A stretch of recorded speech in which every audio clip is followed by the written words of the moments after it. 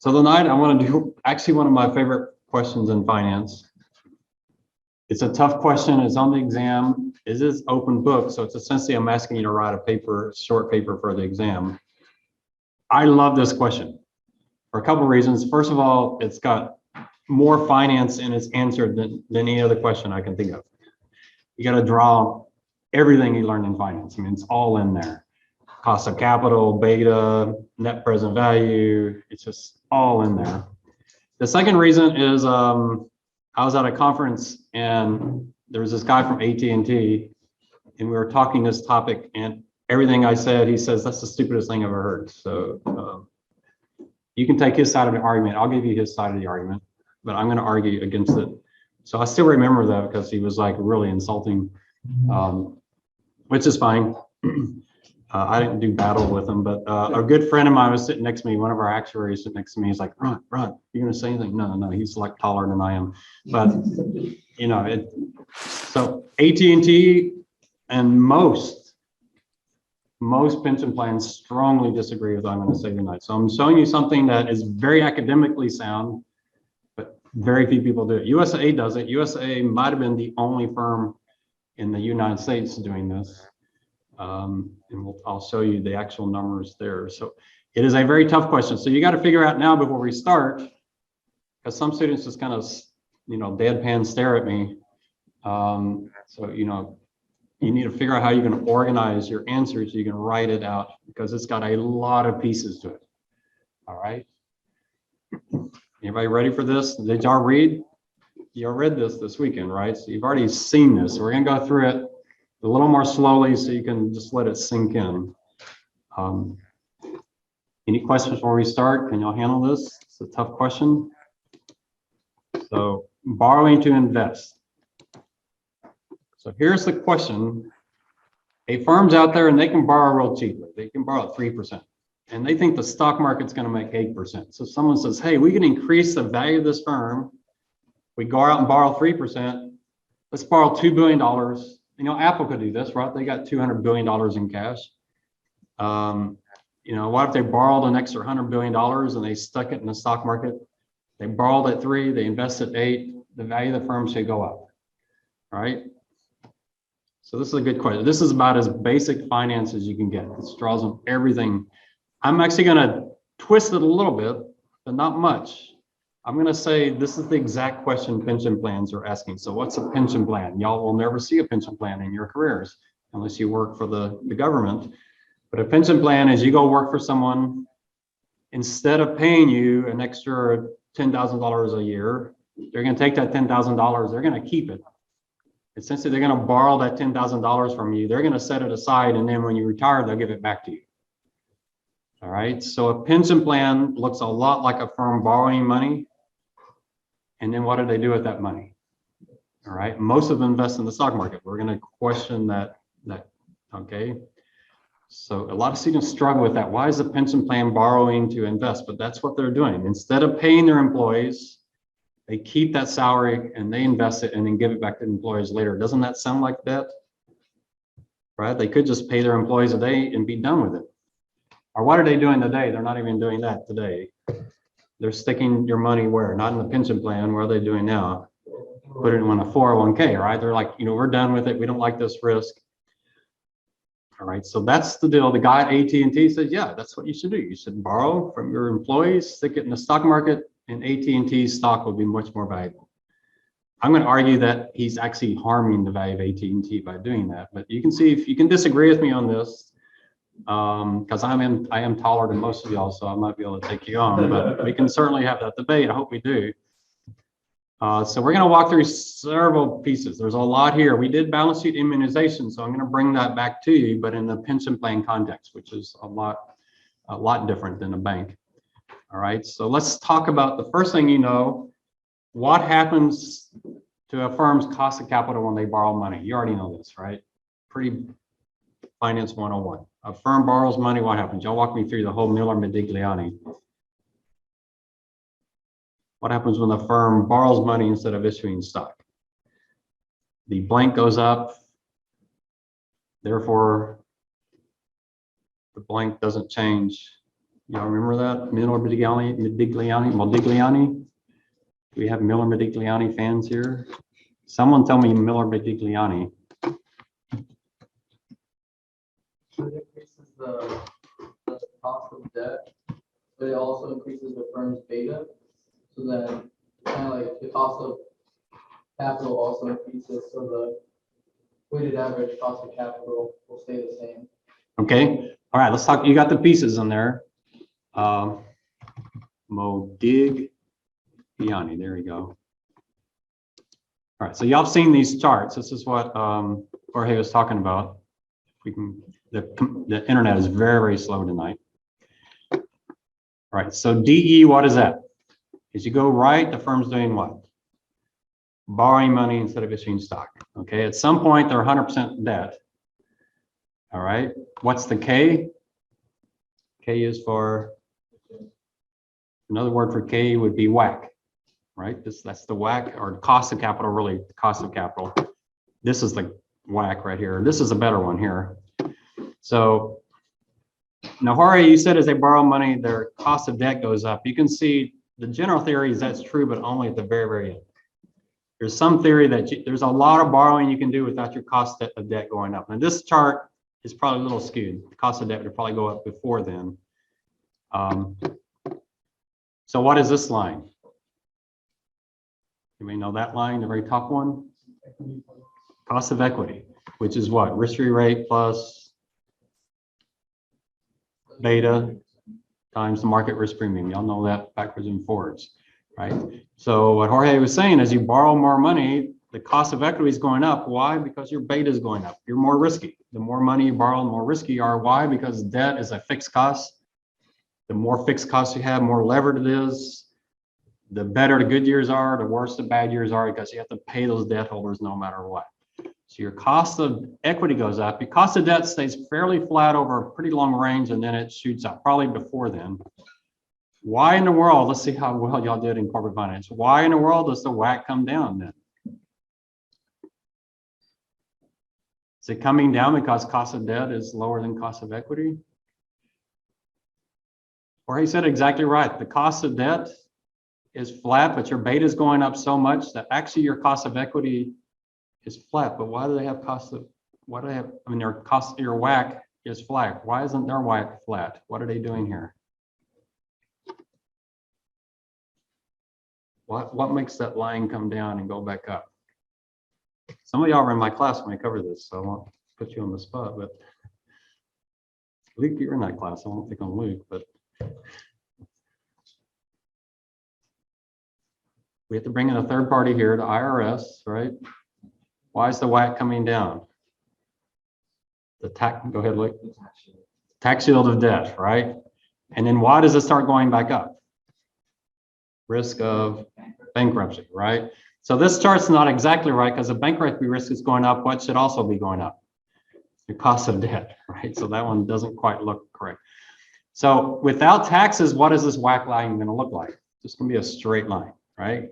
Because yeah, you're putting more of your capital structure in cheap debt, but your beta is going up. And so even though you're funding yourself more with cheap debt, your cost of equity is going up and more and offsetting that. So your WACC is just flat. But the IRS allows for interest to be tax deductibles. So essentially you're getting that tax shield. Now, Congress is talking a lot about that tax shield of debt, and they may actually change it. The Trump tax plan actually put a cap on that. I looked at that cap and it doesn't hit many companies. Not many companies actually hit that cap on interest. There are people, and I'm in the camp that thinks we should make dividends tax deductible. Because that what happens when you do that is, first of all, you can eliminate several thousand accounting jobs at corporations that do nothing more than manage the tax code. And those people are really smart. And I think we as society get much more value out of them not managing the tax code, even though I have a really good friend that she was the head of tax at UTSA. She wouldn't like that view, but, and then you would pass it all on to the stockholders, so their taxes would go up, but I think it'd be more efficient. But there have been people proposing that. There's also people proposing that interest not be tax deductible as well. So we'll see what would happen with this equation. But right now we assume interest is tax deductible. And so as you increase your debt, The WACC doesn't change before tax, but after tax, your cost of capital comes down because some of your cost of capital is being paid by the taxpayer. You're getting tax deduction, but at some point you borrow too much and your cost of capital goes back up such that you're worse off. So where do you want to be on this chart? The maximum value of the firm is where?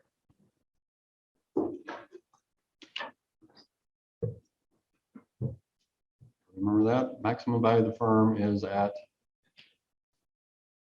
I know y'all know it and y'all are just like way too shy.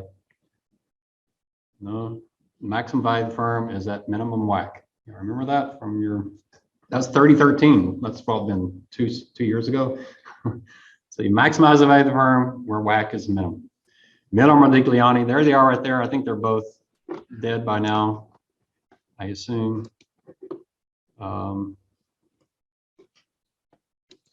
There's Wikipedia. Wikipedia is not a bad source to go through. So there's Franco Modigliani, great last name. Merton Miller is probably a little more common name. He made it to 85. There he is at 82, but he made it to 85. Merton Miller, a little bit younger. He made it to 77. So, so some famous people. All right, so financial leverage and debt. First of all, debt, or the pension liability, we got to ask, what is that? What is that debt? What's the nature of that debt? And then what do you do with that debt? How do you invest it? All right, so the traditional approach in corporate finance is the firm goes out and borrows at some target level of capital. So if they get the maximum and they minimize their WACC, they then invest that in projects in the firm that make the cost of capital higher. If they make more than the cost of capital, the net present value is what? Positive or negative? Positive. And what happens to the value of the firm? Goes up. So if you do a project with a $10 million net present value, what happens to the value of the firm? Goes up exactly what? $10 million. All right, so pretty straightforward. So we got to ask the nature of the debt. And this is something Miller Modigliani probably didn't talk about. What happens to the value of the firm if they borrow short term versus if they borrow long term? Okay, so we're going to have to get into that. That's a little bit of a stretch from your 3013 class, but we're going to look at the nature of that debt. And then what did they do with that debt? So why did we just say AT&T does? Is AT&T take that money that they would have paid their employees and reinvest it in AT&T? No, what do they do? They put it in the stock market, all right? That's a very different than what Miller Modigliani is talking about here, all right? So the capital asset pricing model gives you a discount rate for equity. It talks about systematic and unsystematic risks, so we'll have to talk a little bit about that. But what is systematic risk? This is actually pretty important. It's that risk that's tied to the stock market. It's those things that are the whole system. All right, that's going to be really key to our answer here. And the firm's cost of capital, the WACC, and y'all see that too. Y'all see what the frustration I was having. Y'all like, what's wrong with the professor on the Zoom? I have this stuff that's always in the wrong spot. And poor Jacob, I'm gonna, so you're not like, You can put a little minus on there. yeah, he may have a question. Jacob, I'm gonna kind of put you off screen so you're not like on display for the whole class here. So relevant risk, systematic risk. So what's the opposite of systematic risk? Unsystematic, another word for that. Company specific, idiosyncratic. It's that risk that is just real specific to that company. So Facebook's last earnings announcement, their stock drops 20-something%. How much of that was systematic and how much was that unsystematic? Probably mostly unsystematic, right? They did cause NASDAQ to fall because they're so big, but most of that was Facebook specific stuff. Because there's some stocks that went up, right? TikTok, I don't own TikTok stock, but TikTok was doing well. Why did Facebook do badly? Because, people are going to TikTok. I don't know I've seen like 5 TikTok videos. I'm like, I don't get the draw. And have y'all noticed a lot of those are entirely staged? Like they're gonna surprise someone, and the acting is so horrible. Like, oh, I'm so surprised. I'm like, there's no way that was real. But anyway, but that's unsystematic risk. It's specific to Facebook. It doesn't have to do with the overall U.S. economy or interest rates or inflation. All right. So the firm's cost of capital is cost of debt times it's weighted debt times the cost of debt. I left taxes out here, but the weight of equity times the cost of equity. KE adversary rate plus beta times the market risk premiums. Y'all know this stuff. It's kind of first finance class. So I'm going to say, if you borrow money and invest in stocks, you're borrowing money to buy pure beta. That's all you're buying. There's no unsystematic risk in that. 100% of that risk is systematic. It's going to flow directly into your beta. You'll see that when you buy it. When you invest in a project in the firm, some of that project, probably 70% of that project is going to be company specific, and maybe 30% of it is going to be systematic.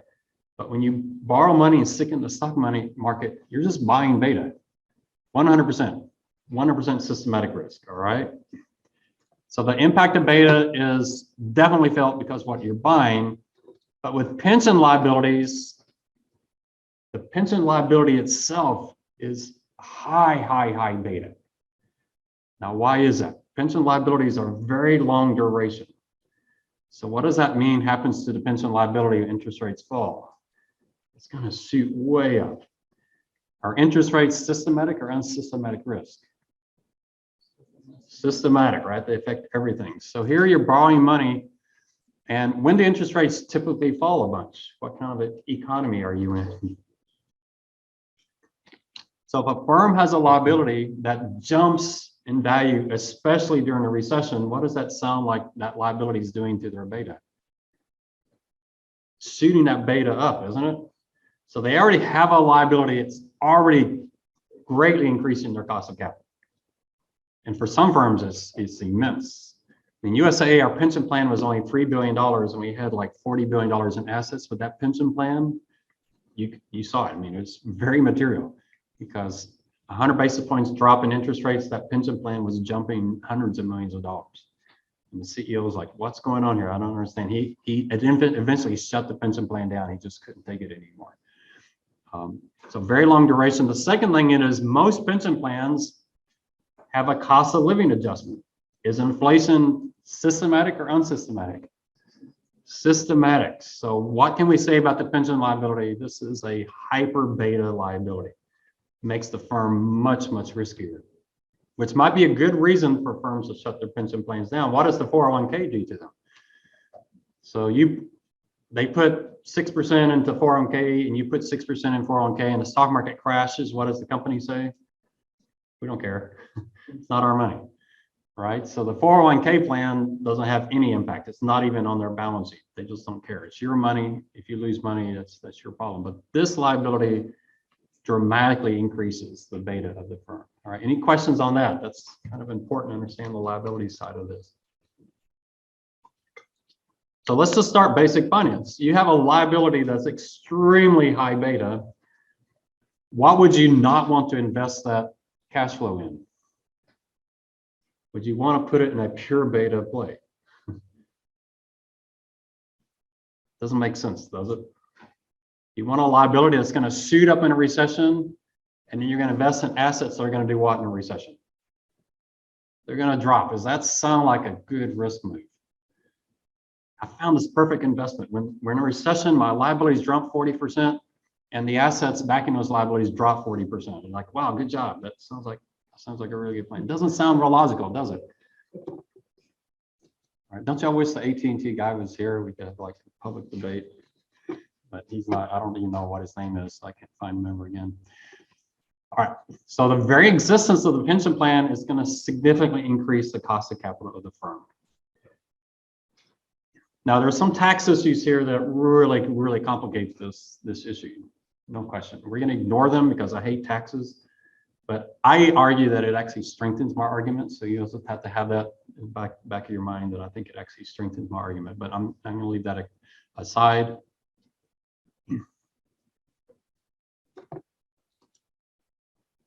Now let's take another thing in, cost benefit analysis. All right. Y'all remember doing net present value, right? You know how to do that backwards and forward. I bet even the actuarial majors in here know how to do cost and net present value, pretty common stuff. So you got a project, it adds value. If you discount all future cash flows, the discount rate reflects the risk. The discount rate's that WACC we were just talking about, right? The cost of capital of the firm. If the discounted benefits exceed the cost of the project, has a positive present value, the project adds value to the firm, otherwise it reduces value to the firm. All right, so here's the question that should be obvious to most undergraduate students, but I think most overthink it, so don't overthink it. Let's say I have a project where I take $10,000 and my cost of the project is $10,000. I'm going to put that $10,000 in the S&P 500 index fund, and I'm going to forecast future cash flows. I'm going to take the present value of that. What would be your expected net present value of a $10,000 investment in the S&P 500? What is your net present value? If you read the blog, you have the answer. Anybody remember from the blog? So you can sit down and do the analysis. Someone said it. Zero. Yeah, why is it zero? Your expected return on stocks is 8%. That reflects your risk. You forecast future cash flows in the S&P 500. What discount rate will you use? 8%, right? You don't use the WACC, do you? You use 8% because you're buying the S&P 500, you're buying the stock market. You remember in your class on cost benefit, your discount rate should reflect that project. And if the project you're doing nothing but buying the market, then your cost of capital should be the risk that associates with the market. So the most logical conclusion that an investment in the stock market has a present value of zero. That's the most logical conclusion. Now you might say, yeah, but I know the stock market's undervalued. Maybe. I haven't met anyone that's really good at that. Is the stock market undervalued now? No. Do you think AT&T is buying stocks in their pension plan now? Absolutely. So maybe if you know the stock market, but the only way that works is if you get in the stocks when they're undervalued and you get out of them when they're overvalued. I don't know anyone that's been good at successful at that. So prices reflect. So when you invest in the stock market, I'm not saying it's a bad investment. I'm just saying you're getting the return that you deserve based on the risk. Your expected return equals your discount rate. I mean, if stocks were paying 15% and your risk charge is 6%, then yeah, put all your money in stocks. That's really good. You're getting an expected return of 15 versus 6, but there's something wrong with the market. Either your 15% is, you got a bad assumption, or your 6% is too low, or the stock market is just really ridiculous right now and ridiculously cheap. But you're competing against some really smart people, right? When you say the stock market's undervalued, there must be people out there to disagree with you and think it's you know, I mean, overvalued or undervalued, whichever way you go. So your beta is 1. Why? Because you're buying the stock market, and your discount rate is entirely the capital asset pricing model, right? Because you're putting it all in the stock market. Questions on that? So that's pretty key. You buy stocks, your present value is 0. Now, what if you bought long-term bonds? What would your present value be? About 30-year corporate bonds. My present value, $10,000 invested in 30-year corporate bonds. Your return, your expected net present value would be what? 0.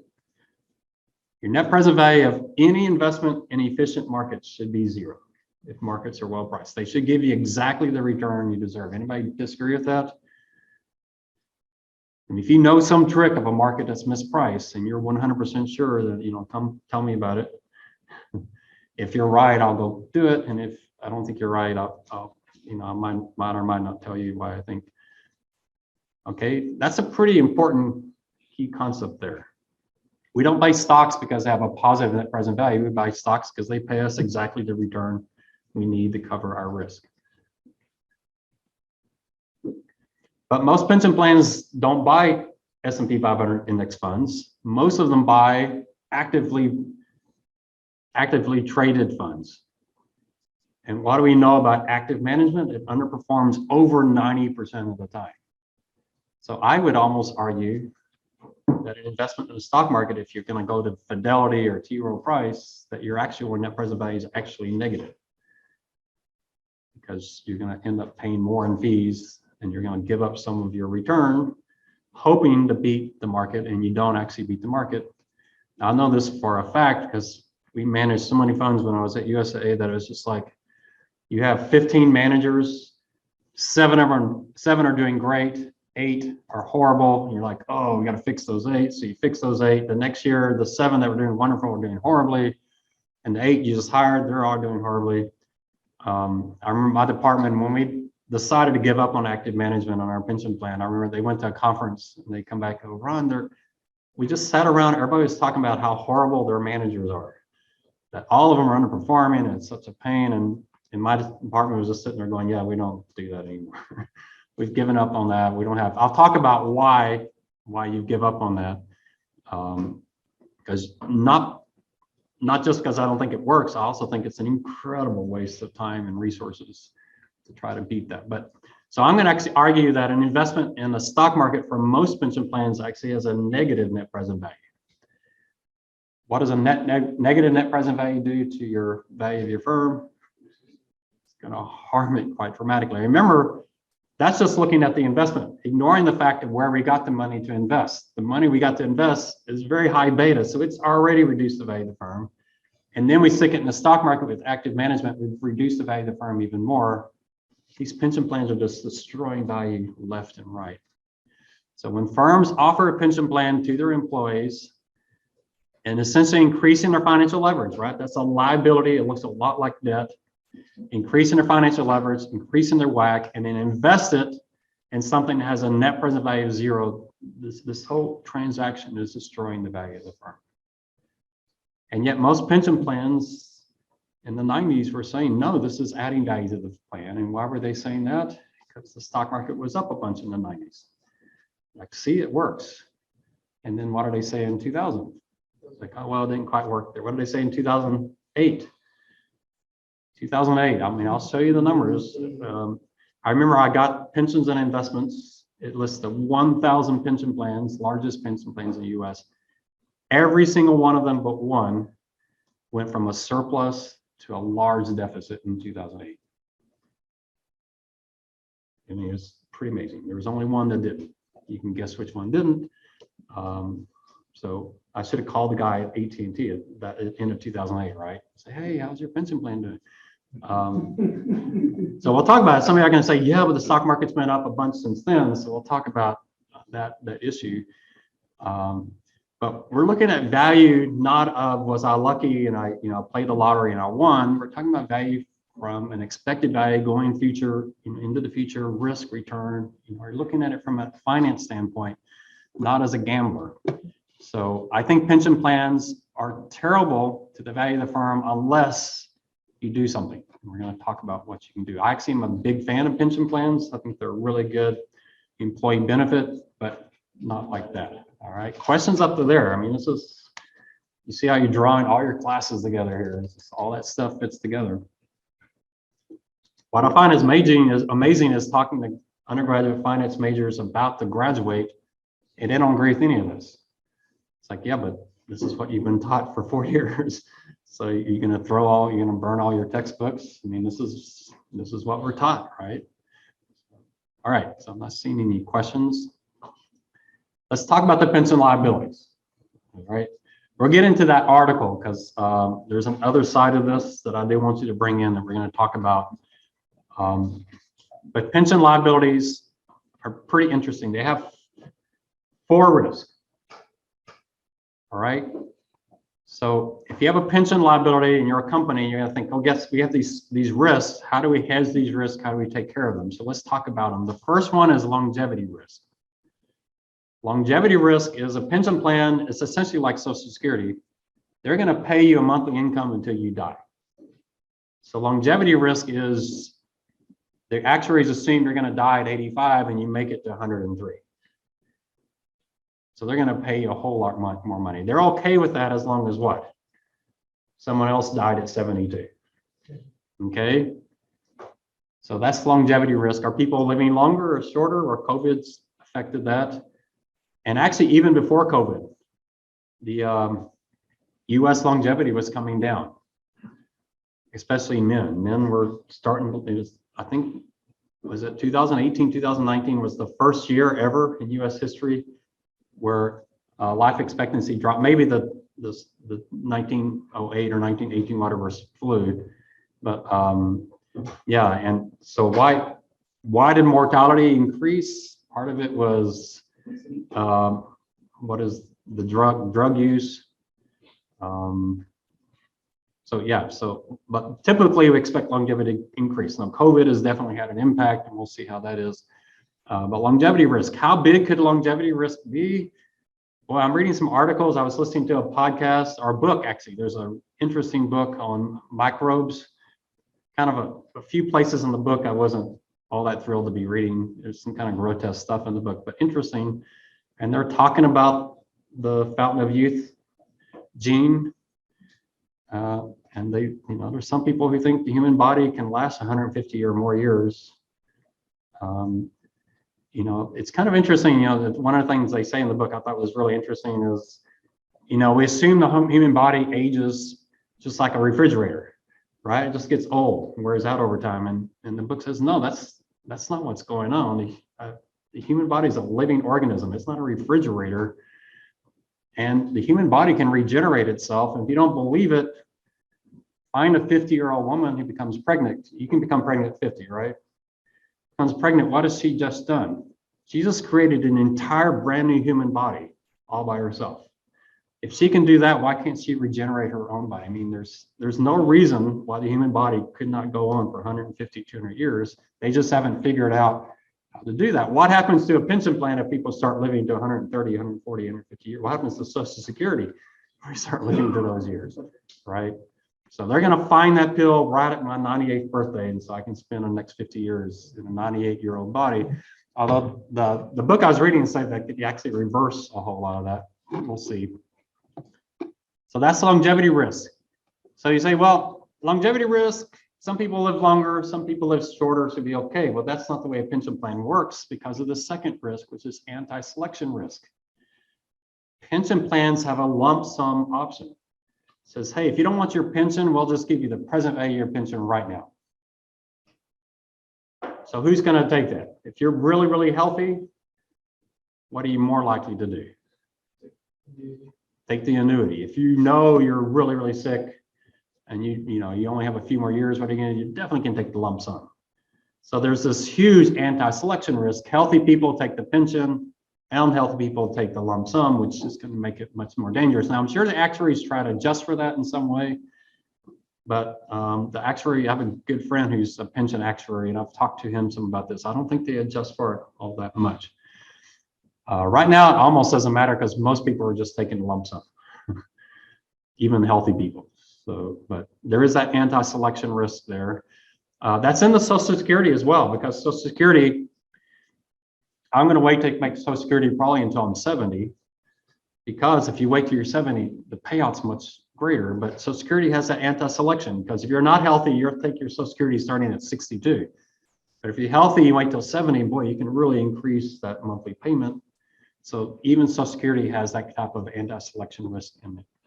The next one's inflation risk. Pension plans tend to have a cost of living. Now, USA's cost of living adjustment, boy, if I can remember, it's like 80% of the consumer price index, but capped at 10%. But that's still pretty good protection. Social Security, I think, just pays you CPI no matter what. I don't know what Social Security does if CPI was actually negative, inflation was actually negative. I don't think they subtract it. Now, what is Social Security? What did they do this last year? Did they have a pretty hefty inflation adjustment this last year? One of the biggest raises they've had in a while. So inflation affects Social Security as well. All right. So think of yourself as Social Security. You're like a corporation with this massive pension plan. Now, Social Security is not nearly as bad as Medicare as far as you being bankrupt. Medicare is like $100 trillion problem. Social Security is much smaller, but it's still a risk you as a taxpayer. And part of that risk is inflation. And then the last risk is just a valuation risk, is interest rate risk. When interest rates fall, the pension plan's on your balance sheet at the present value using a discount rate. So interest rates fall, that liability jumps, and it doesn't jump a little, it jumps a lot because it's very, very long duration. And we're going to see it's also very positively convexed, which means when rates fall, it jumps a whole lot more than it falls when rates rise. It's very skewed to the positive side. Positive convexity, if you took my investment class or you're taking John Dewey's class, positive convexity is great if you're buying an investment. But if you're borrowing money, positive convexity is a horrible thing because it hurts you when you're losing and it doesn't help you as much when you're winning. All right. Questions on that? Those 4 risks. You as a pension plan manager, which of these 4 risks can you actually hedge? Interest rates, definitely. Can you do anything on longevity risk? You maybe hire someone. It's okay, John looks like he's going to live a little longer. That might not work too well. Anti-selection risk, you could change the rules, but that's going to be a tough one to do. You could hedge inflation risk. We'll talk a little bit about that one.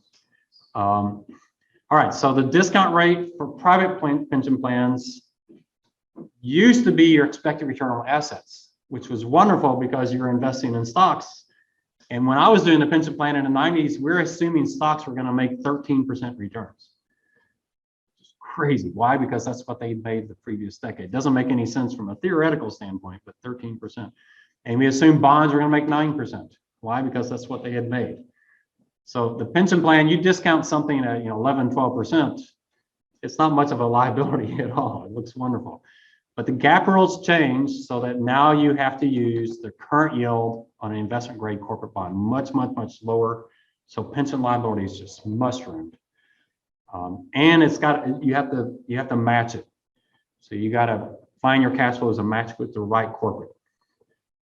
All right. So if you have a 30-year pension plan, it's going to pay out in 30 years. You got to use a 30-year yield. All right. That's still not, to me, the right number. We should be using U.S. Treasuries. Now, why would I argue that? Why should you use the U.S. Treasury yield? Well, corporate bonds are paying you a higher return than than Treasuries. And why do you get a higher return on corporates than on Treasuries? Anybody want a higher risk, right? Default risk. So you got a pension plan that you're discounting using corporate rate, and corporations start going insolvent. What happens to your liability to your employees? Did they go default? They're still there, right? So the fact that some of your bonds have defaulted, it doesn't make sense. Why are you using a higher discount rate to compensate you for default that has nothing to do with the cash flow you're valuing? So U.S. Treasuries should be the discount rate. Do they do that so the pension plan isn't as big? There's a lot of politics in GAAP, no question. Yeah, I remember I was at a conference where they're talking about this. Some guys from Moody's were talking about it. Maybe one guy from Moody's. And the retired CFO from GM was the next speaker. And there's nothing better than a rich retired guy, because he's just going to tell you what he thinks. And boy, that guy was lividly mad. This is the stupidest thing. These GAAP new rules are so stupid. And the guy from Moody's had just explained it, how it's going to work. And he was just, expletives everywhere. So it's great to be rich and retired. It's like he was just speaking his mind. He hated these new rules. The CEO at UTSA, when these rules changed, he was livid. It's like our corporate controller, Linda, good friend of mine, Linda, but he was just so mean to her. And it's like, hey, she didn't change the GAAP rules. She's just telling you the rules. He was like yelling at her like she went to the FASB and said, we got to change these rules. She didn't. She's just telling them how the rules changed. But he got so mad. Why? Because instead of using a 10% discount rate, you're going to use a 6% discount rate. That has a huge impact when your liability has long duration, right? It's massive. I'm talking about a liability going from 2 billion to 3 billion. Just like that. So, but public pension plans, they can still use that expected return on assets. So there's not a lot of challenge on the assumptions. So they may be assuming stocks are going to make them 10%, which makes no sense in this environment. I remember I had an auditor when we used to use the actual return, and my assumption on bonds was 4% because interest rates were 4%. And he's like, why aren't you using 8%? I said, 8%, where'd you get that? And he says, well, that's what bonds have paid the last 20 years. It's like, yeah, but interest rates were 16% in 1980. they're not going to drop from 16% to 4% again. I can't get, and he was like, no, you should be using 8. So I had an auditor actually encourage me to use a higher discount rate to reduce my liability. It made no logical sense whatsoever. So, you know, there's some funny business going on here. I do think these gap rules are much, much better. You get a much more accurate. I still think they're understating the liability. I really think it should be the treasuries. I'm going to show you a website where they actually use the treasury yield and shows you how big that liability would be. It's kind of scary. But government public pension plans, most of them are bankrupt. I mean, I'll show you California. I mean, you look at Illinois and some of these places. I mean, it's just, there's no way. It's kind of like Japan. There's no way they're going to pay these pension plans. They do not have enough money. It's just absolutely impossible. But the worst thing you can do to them is give them the correct discount rate and have to show their taxpayers that, oh, you know, we're plus or minus 40 trillion. Yeah, we're a little off or a trillion or whatever. So there are states that are technically insolvent if you actually value their pension plans to market value, but they're just hoping, you know, think about the Postal Service, right? The Postal Service, people say it's losing money, but it's probably making money before its pension plan. And it's this pension plan that's dragging it down because it's so expensive.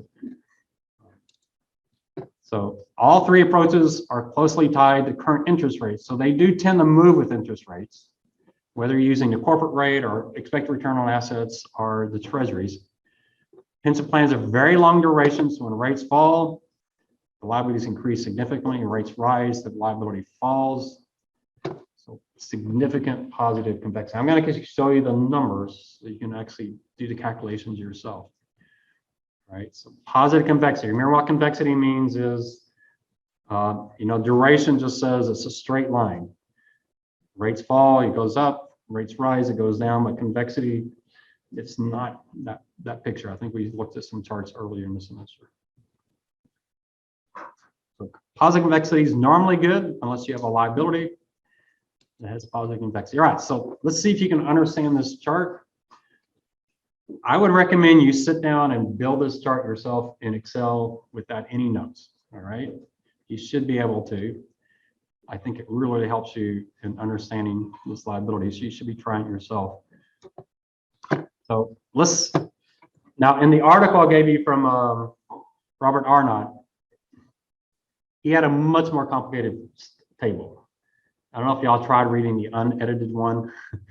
I might show you his, and I think it's just way too complicated. It's hard to tell exactly what he's doing. So what I said is he was showing you 70 cash flows. I'm just going to say, let's have a pension plan, a really weird pension plan. It only has 2 cash flows. We got to pay someone $500 in 3 years and someone else $500 in 30 years. Okay, that's not normal, but let's just assume that's our pension plan. So our 3-year cash flow is 50% of our cash flows. The 30 years, 50% of our cash flows. So we expect to pay out $1,000 over the next 30 years.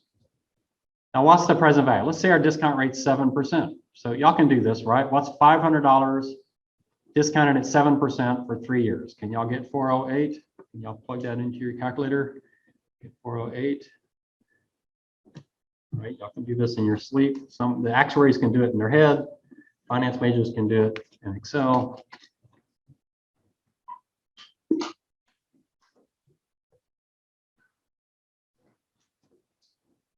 So 408, right? Anybody know the formula? What's the formula here? This I know you know. So 500 over 1.07 there, exactly, yeah. So that's it. So can y'all get 66? 500 divided by 1.07 to the 30th.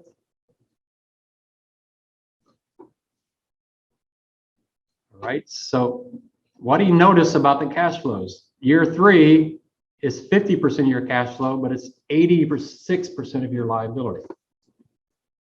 And Arnott's saying that's a really good thing, because which of these cash flows is causing most of your volatility when rates change? The 30-year. So Arnott's saying, hey, you don't have to go out and radically change your pension plan. Just realize most of your risk is sitting right there and it's only 14% of your liability. So we can eliminate a lot of risk just by focusing on that 14%. You know, if you read his article, that's what he's saying. He's not in my camp. He's not saying go crazy like Sweet. Although I wish I could, I've met him a few times. He's a really, really nice guy. Actually, the conference where the AT&T guy was insulting me, Robert Arnott was one of the speakers. So I should have called him over. Hey, Mr. Arnott. But really nice guy. I actually think he probably would agree more with me than what he said in his editorial, but he knows the politics of this. And so what he was saying is, don't radically change everything. Just focus on that 14% that's in the long liability, and you can eliminate enormous amount of risk. Now, if the discount rate falls to 5%, now you take 500 and divide it by 1.05, and what happens to your liability? It goes from 408 to 432. It's up 6%. Manageable, not disaster, but manageable. What happens to the 30-year liability? It goes from 66 to 116. It increases 76%. So y'all see how this 30-year cash flow is the biggest part of your risk. It's 2/3 of your risk. So your liability went up 74, 50 of that because of the 30-year cash flow, and 24 of that because of 3-year cash flow, even though the 30-year is only 14% of your liability. Are y'all seen this? How many of y'all could build this from scratch off the top of your head? Anyone in here? No one wants to brag? You could do it. Off the top of your head. The reason I say you should do this off the top of your head is it means your mind can think this analysis, you know, with having to, you know, sit down and write it all out. You can understand it. So I think this is a really, really important table to understand.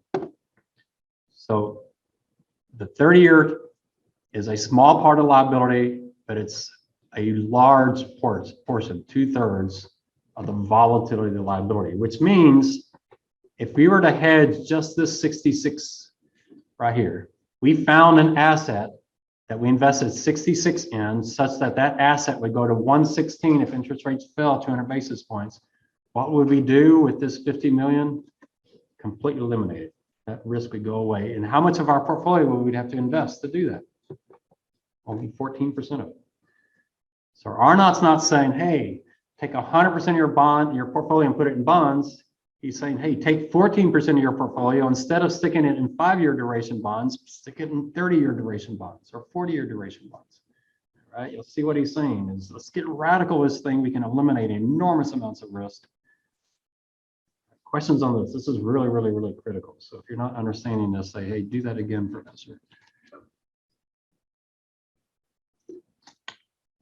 So what did Robert Arnott do? He did this exact same thing, but he did 70 of these cash flows all the way out, and then he did all the math. That's just made, I just think it makes it far too complicated. I don't see any questions. I can't tell from y'all's expressions, but I'm not wearing my glasses, so you might say, well, I got this, Professor. Go to the next one. All right, I'm going to go on, and hopefully y'all understand that. So balance, have you ever heard of this balance sheet immunization? That sound familiar? Did we just do that with banks? Could we do balance sheet immunization with a pension plan? Isn't that what I essentially just said? Right? So you see where we're leading up here. All right, so I'll tell you my story. Why did I convert? And the reason I converted, I got USA's pension plan. It's kind of funny because I went to one department for 9 months and they were responsible for the pension plan. And then I got moved to another department and we didn't have the pension plan. And I went back and said, I want the pension plan. And we fought over it. And my department won. We got it. So I inherited this pension plan. And I really wanted it because I thought it was really fascinating. And I looked at it and I said, wow, these liabilities look a lot like the liabilities in our life insurance company. And I worked a lot with those actuaries. I know those guys over there. My good friend, Fast Talking John, great guy, boy, talked really, really slowly. He was very precise, and I liked that. He wanted to make sure I understood every single thing because he knew I wasn't as smart as he was. So he's like, let me explain it to you again. I was like, do it, because I wanted to understand it. And so he taught me a lot. I mean, there's nothing better in finance than to sit down with a life actuary and just learn everything they know, because they know finance as well as finance people, and even better. And so I go back to John and say, you know, John, I got this pension plan. It looks a lot like your liabilities. You're 100% in bonds. We're 70% in stocks. Can you help me understand the difference? He says, yeah, the difference is we're smart and you're stupid. It's okay. Thanks, John. He didn't talk slow then. He's like, pretty simple. You guys are idiots. You don't know what you're doing. You go, okay, that makes me a little nervous. This is a really smart person that I really respect. So I started thinking about it more and more and more. I saw Arnott's article, and that somewhat influenced me as well. So I started talking to our pension actuaries, and they started thinking, you know, I like the idea as well, and it makes a lot of sense. On our pension board was the CEO of our life insurance company. She's an actuary, a life actuary. I thought, wow, this is perfect. It was great because when we started proposing these things, everybody would turn to look at her because they're like, I don't know what Ron's talking about. And they go, what do you think? Yeah, let's do it. And it's like, good. So I had her on my side. Why? Because that was her background. If you got a liability that's very interest rate sensitive, why in the world are you buying stocks? All right, it doesn't make a lot of sense. We have a liability that's going to zoom high when interest rates fall during a recession, and you got an asset that's going to tumble during a recession. That doesn't make any sense. So what life insurance actuaries say is, first, start with the liabilities. What is it about the liabilities that make them change? They have risk, they move. And we got to make sure we have assets that are going to offset that risk. So if the liability goes up 20%, we better have assets to go up 20%. And we saw that when we did the bank balance sheet immunization. Same thing, right? We're going to go do that swap so we have something that's going to go up in value to offset something else that's going down in value. So invest to mitigate those liabilities. Right? That's balance sheet immunization. You start with the liabilities. That's why that's one of the reasons I retired. They moved me from a very ALM, asset liability management job with pension plans and life insurance and property casualty. And I went over to the mutual funds, and suddenly I had mutual funds that had no liabilities. I just had people's money and say, go invest my money for me. It's like, well, why are you investing? Oh, I'm going to buy a house. I'm doing it for education. I'm just gambling in the stock market. I'm doing it for retirement. It's like, okay, I got too many things going on here. So I just went out and bought stocks. You know, what else can you do? I don't like that world. I like worlds where you start with the liabilities and you assess them, figure out what's cooking there, and then you invest in order. And I'm going to talk about this to you personally, what this means for you personally. So of those 4 liability risks, longevity, anti-selection, inflation, and interest rates. Interest rates is the easiest one to manage, and we just saw that when we did the bank balance sheet immunization. What instrument can we buy to fix all of our problems? An interest rate swap. In a nanosecond, we can eliminate a lot of interest rate risk. There are no good hedges for longevity and anti-selection risk. I did have one of the actuaries in our life insurance company. He did come to me and said, you know, one of our biggest liabilities, we have a big liability where we're actually providing life insurance to our employees. And we see some risk in that. So if our employees suddenly started dying early, we're going to have a big loss. You've got a pension plan on employees that if they die early, that's good for you. But if they live a long time, that's bad for you. So we want them to live a long time. You want them to die early. Is there any way we could hedge together? And so I looked at that and said, first of all, I don't really want them to die early, but from a financial standpoint, yeah, the pension plan is better off if they die early. I was intrigued, but the problem is they weren't the same group of people. The pension plan were retirees, and you know the life insurance was for current employees. It really wasn't the same group of people. So I thought it was going to just be too much difference to really work. But it was intriguing. I thought it was pretty intriguing to do that. But interest rates, we can definitely hedge. Inflation, yeah, you can buy inflation index bonds, but boy, they're really expensive right now. You really want to buy a bond as a negative yield, like U.S. tips. It just doesn't make sense.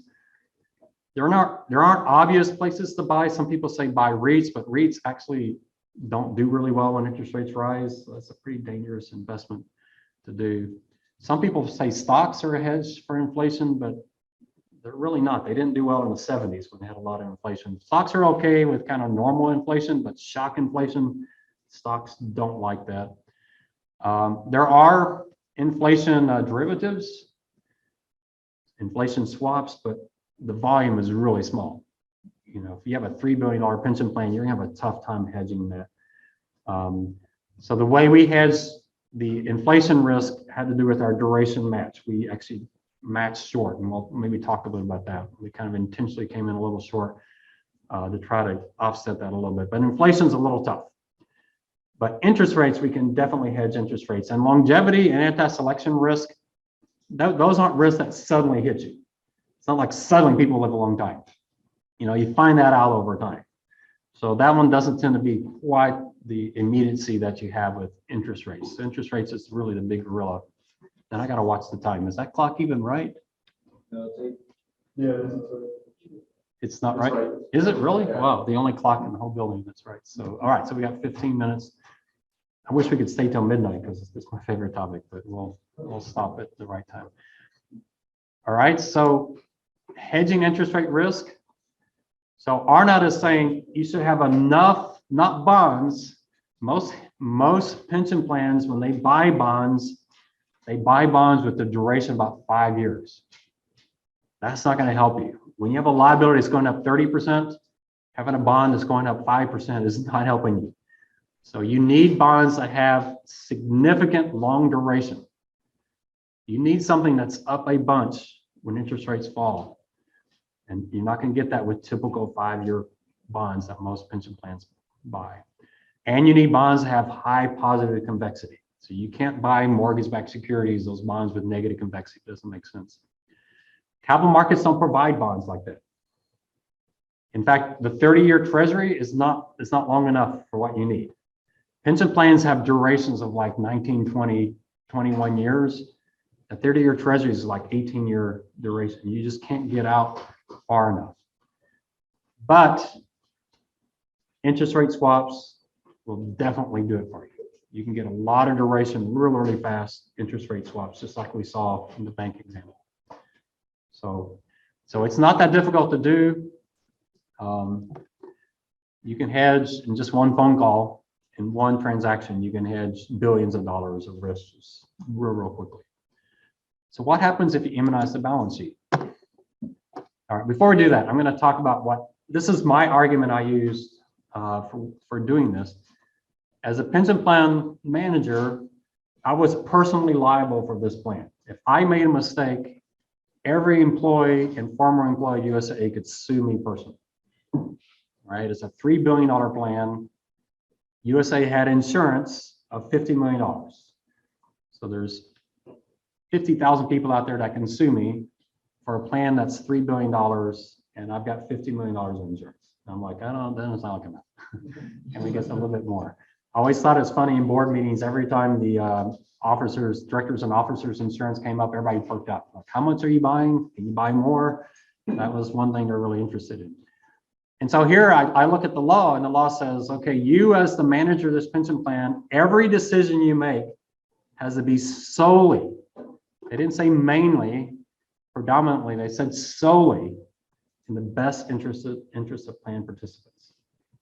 I cannot make a decision that benefits the employer. Every decision I make has to only benefit the beneficiaries. Solely, that word solely is really important. This fiduciary nature of pension plan argues that the pension liability risk should be hedged. And why is that? What happens if I stick all the money in the stock market and the stock market goes up 20%? What happens to the participants? They get the exact same pension they would have gotten if I hadn't done that. Zero benefit on the upside. What if I put money in the stock market and it crashes 50%? What happens? They're in a lot of trouble, right? They don't have assets there to pay their pension plan. So what does sticking money in the stock market do to the pension participant? Nothing but increase their risk. It actually harms them. It doesn't help them ever, but it can definitely harm them. All right, the PBGC, they're the federal government that steps in if a pension plan goes insolvent, and they'll make up for it with taxpayer dollars, but they may not pay 100% out. you may get a haircut on what you're giving. So this is the argument I was using with people. It's like, okay, we can only make this in interest. So the AT&T guy was saying, yeah, we put it in the stock market. We make money on the stock market. That's like pension income that goes to our net income. We've made money.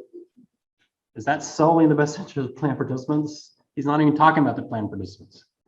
So I went to my lawyer and said, okay, this guy named Dewey, we always thought it's cool. Dewey, y'all heard of Dewey, Cheatham and Howe, the pension? I forget it, but anyway, his name's Dewey. I thought it was pretty cool. I had a lawyer named Dewey. I said, okay, Dewey, maybe I could argue this. If we buy stocks, we'll make more money, and that'll make it more likely we continue this pension plan for our employees, and that benefits them. He says, no, you can't. That's not a good argument. He said, I don't buy that argument. So if I had to do it solely in the best interest of pension plans, I could not come up with an argument for sticking a lot of money in the stock market. I just couldn't do it. So I believe, this is my opinion, I believe that if you place a large portion of a portfolio, a pension plan portfolio in stocks, you're actually violating your fiduciary responsibility. The best interest of a pension plan is to maximize the probability they're going to get their pension. There's nothing else that matters to them. And balance sheet immunization does exactly that. Now, I mentioned life insurance companies. Life insurance companies have been around for decades. They have liabilities that look very much like this. They just don't have the inflation risk, but everything else looks just like this. They've been around for years and years and years. They're not tanking right now with these massive pension liabilities. And why is it? Because they invested and matched their liability. Now, you can go to a life actuary and say, you guys aren't too bright because the stock market's been up 10%. You should put all that money in the stock market.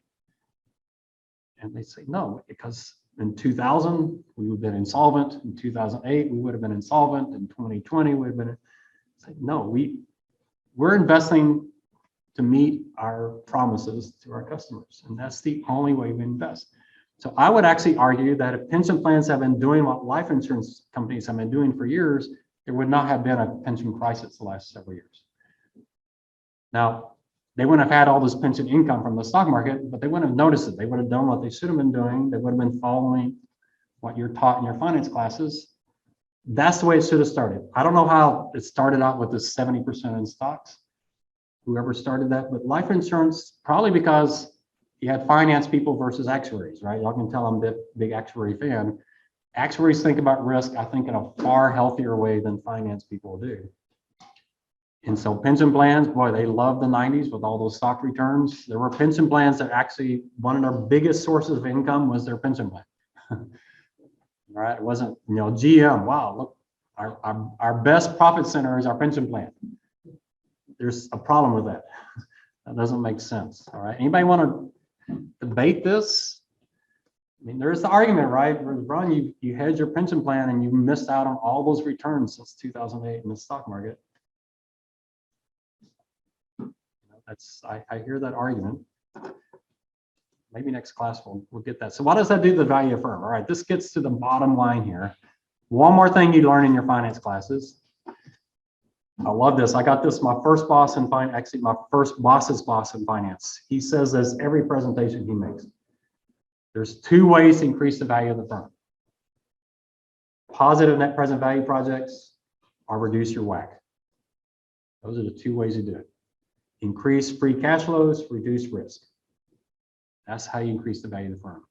And what he argues is most firms focus so much on this first one, but they forget the power of the second one. There's ways you can increase the value of the firm by reducing risk. All right? So I'm going to argue that if you have a pension plan, balance sheet immunization of the pension plan does what? Does it increase the free cash flows of the firm? What is the net present value of in buying longer term bonds? We just talked about that. Zero. So that has nothing to do with this first one, right? Your net present value is zero, so you've done nothing for the first one. So what are you doing when you immunize the pension plan? You're doing the second one. You're reducing the WACC of the firm. The value should go up, right? Net present value of those bonds is zero, but there's tremendous, I mean, not little, there's tremendous. Think about a GM. GM has massive employee benefit plans, massive pension plans. they could reduce an enormous amount of risk of GM by simply, and GM is an auto business. How does the auto business do in a recession? That's a high beta firm. What happens if they put all their pension plan in stocks? Now their pension plan's up 40% because interest rates have fallen. Now their stock is down and they're a 1.6, 1.7 beta. It doesn't make sense from a risk standpoint. So I'm going to argue that balance sheet immunization actually reduces the cost of capital, increases firm value. Getting out of stocks and investing in bonds that match your liability actually increase the value of the firm. This is the bottom line of my argument here. Arnott doesn't argue that. Arnott says, just take that 14%, that's the most volatile, and immunize that. And then the rest of it you can put in the stock market. Right? I don't buy that. And I don't buy that mainly because I worry about the tails. And what do stocks do at the tail? At the worst possible time, your liability's up a bunch, your stock market's down a bunch. I don't like that kind of tail risk where you're just like, you know, we'll talk about black swans. That's kind of a black swan event, right? It's just disaster. 2008 was a disaster for pension plans. I thought it was funny. GE came to UTSA and they wanted us to invest with them, and they had some portfolios that they managed, and they were actually selling to other parties because they managed their pension plan. And they came in, they were bragging that their pension plan went from being 20% overfunded to being 20% underfunded in 2008. And they said, look at the good job we did.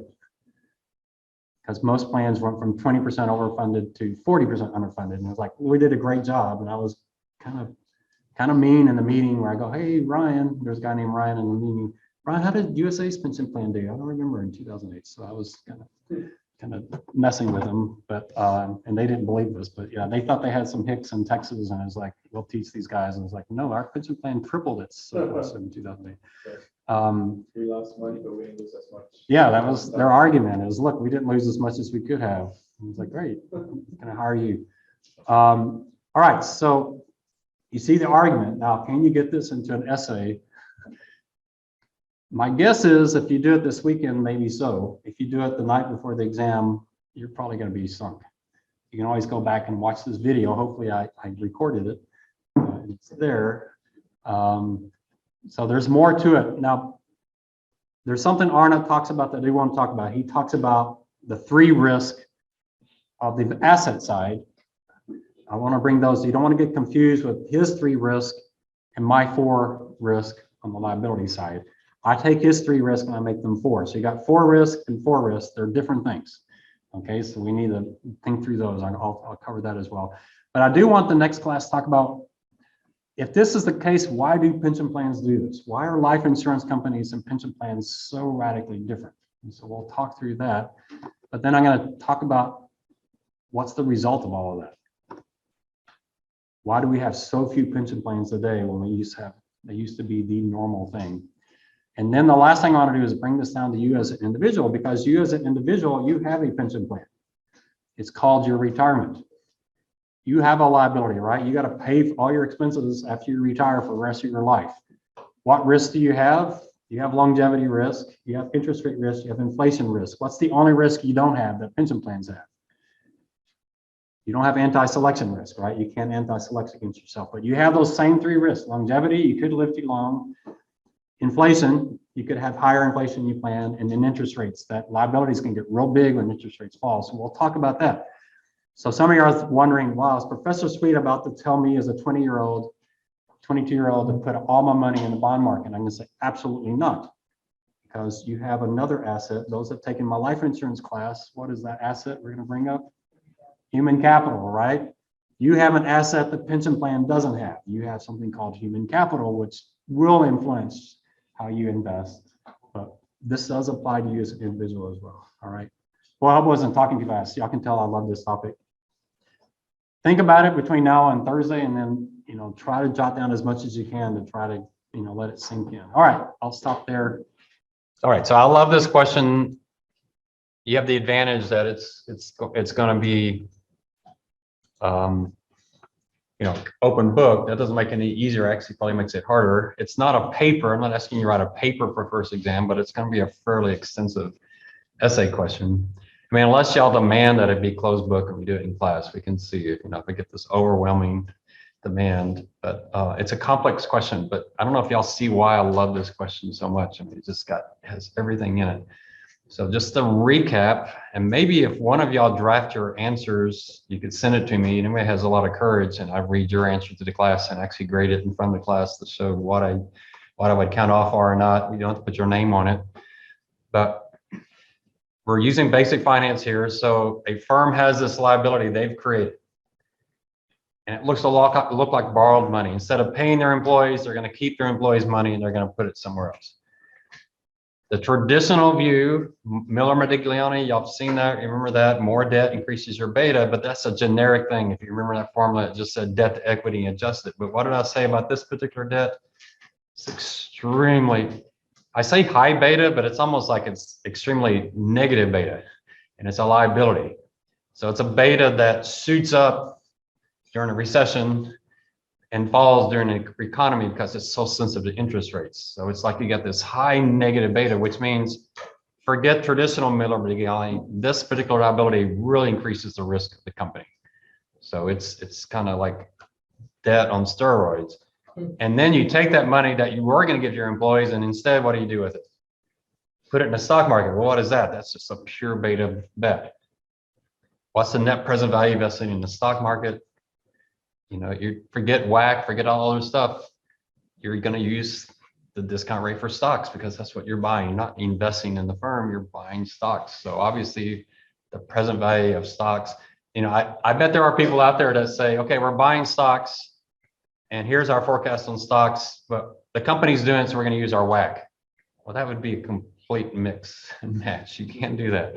Use your WACC when you're investing in the firm that has your firm's systematic and unsystematic risk. Y'all remember all that? See how all this fits together.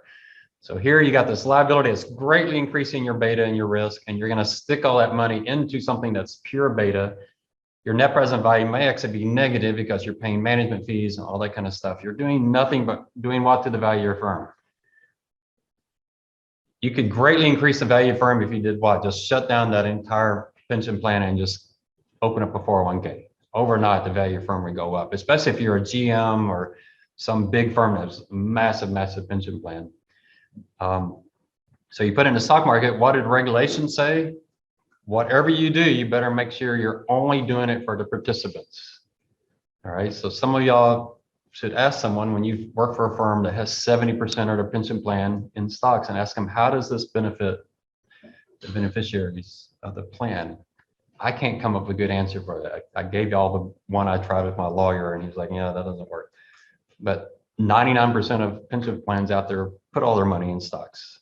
So you remember what happens? Stock market goes up a bunch, no benefit whatsoever. What if the stock market crashes? If you're a beneficiary, you're getting a little nervous because now you have a plan. And I was talking to William earlier.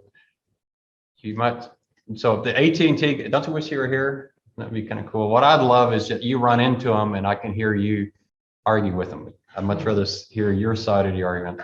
What he's going to argue is, well, you're wrong because we've been in stocks the last 30 years and stocks are much higher than bonds.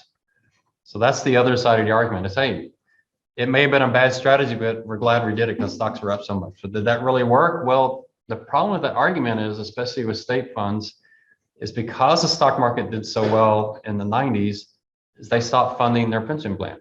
You say, we don't need to put money in our pension plan. We're making all this money on the stock market. And the stock market crashed.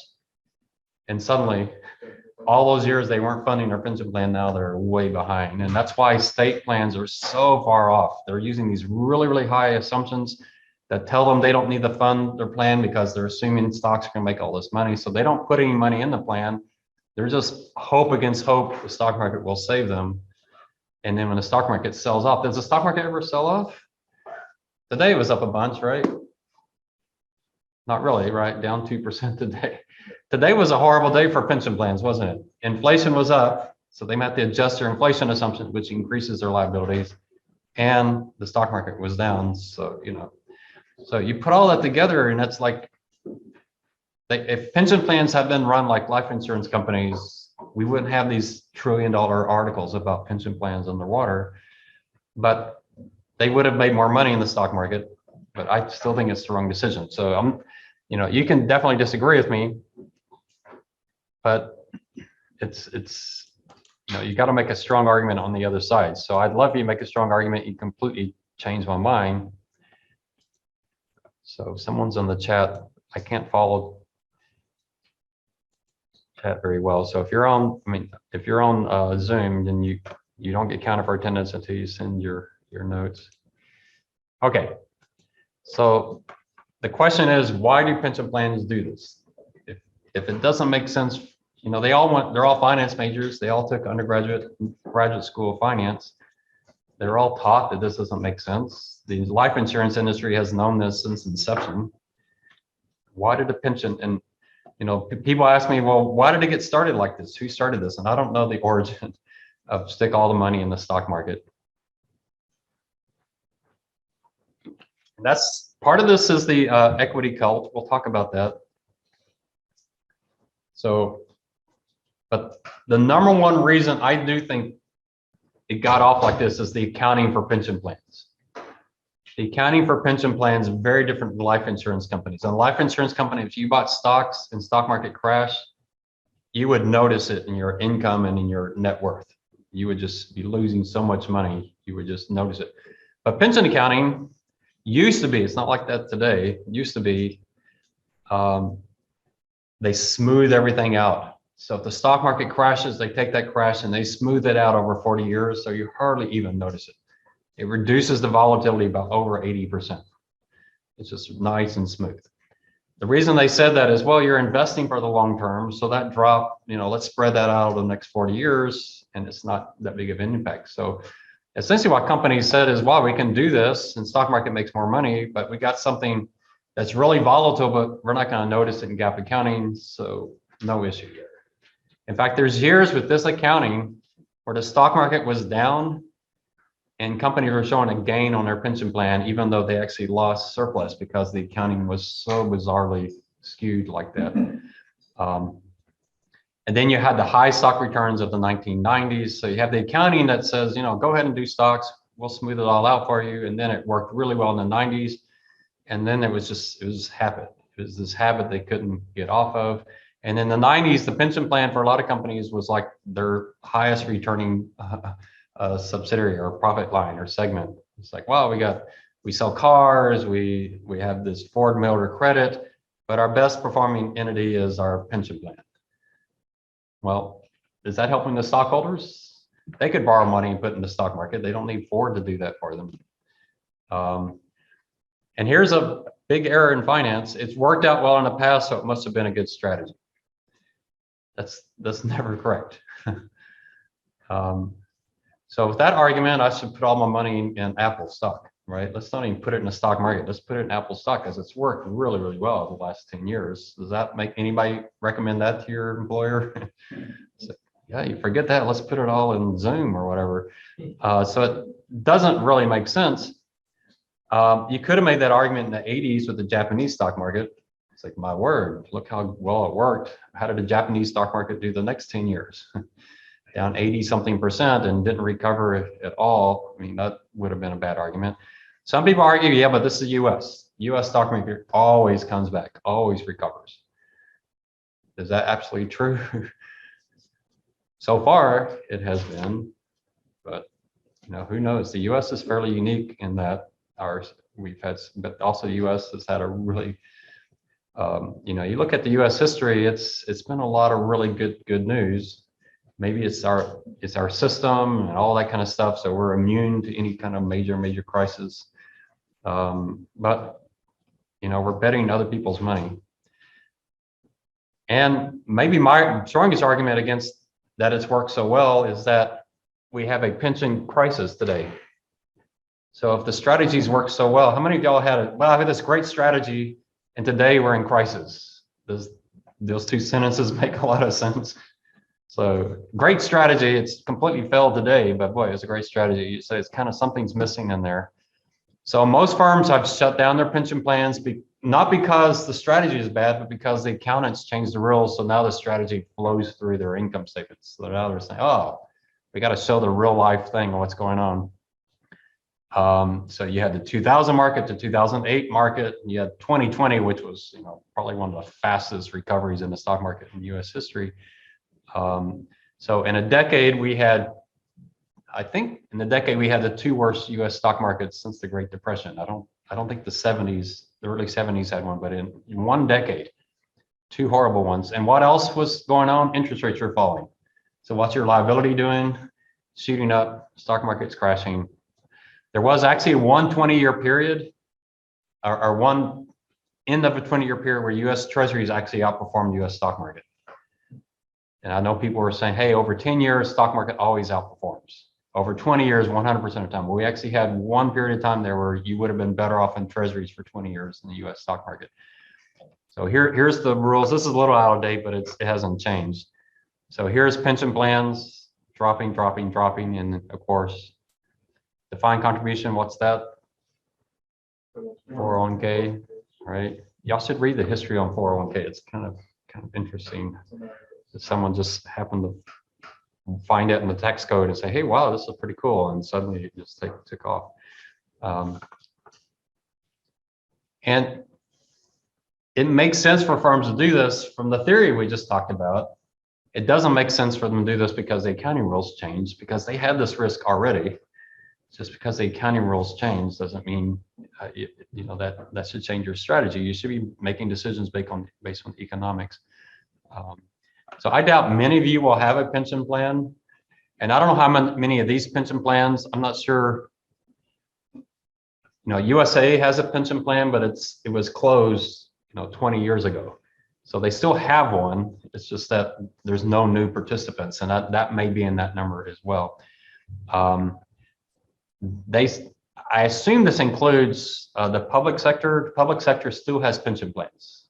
So teachers and government. So defined benefit plans, is that only talk about pension plans? Defined benefit plans really is pension plans. It may include a couple other things, but it's defined just means they're telling you what you're going to get. On defined contribution, they're just telling you what you can contribute. You don't know what you're going to get because it's based on the market. Here, they're promising you something that you're going to get. And these are still very popular with states and federal government and teachers. I'm a professor. I still have a defined benefit in what they're doing. It doesn't make sense to me, but that's what they have. The way they have it set up doesn't make a lot of sense to me. But yeah, they're still really popular with public plans. The state and local government employees, they also have high allocations to stocks, and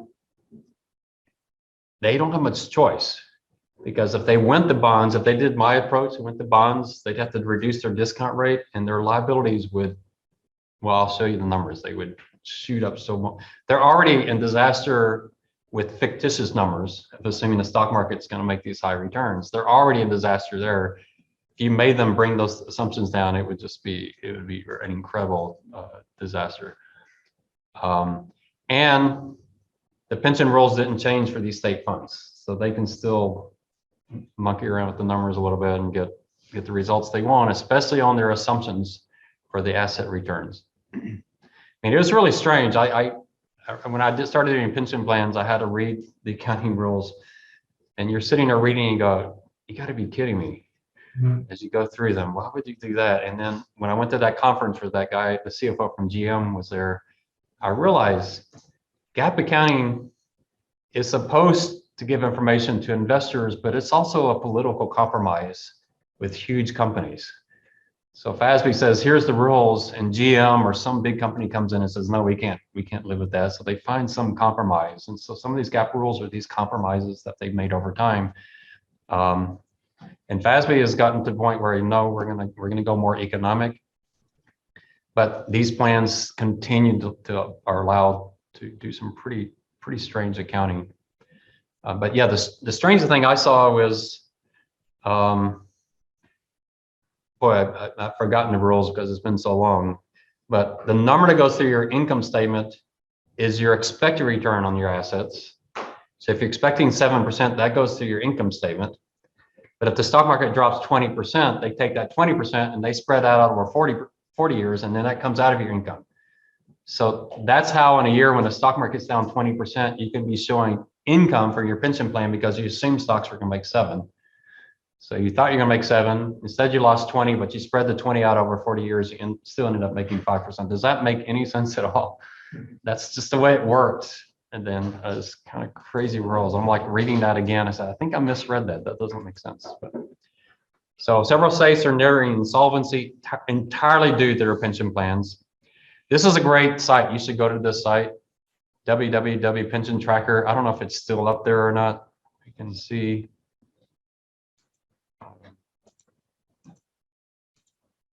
I don't know how to get out of here. See if it'll let me out here. Oh, boy.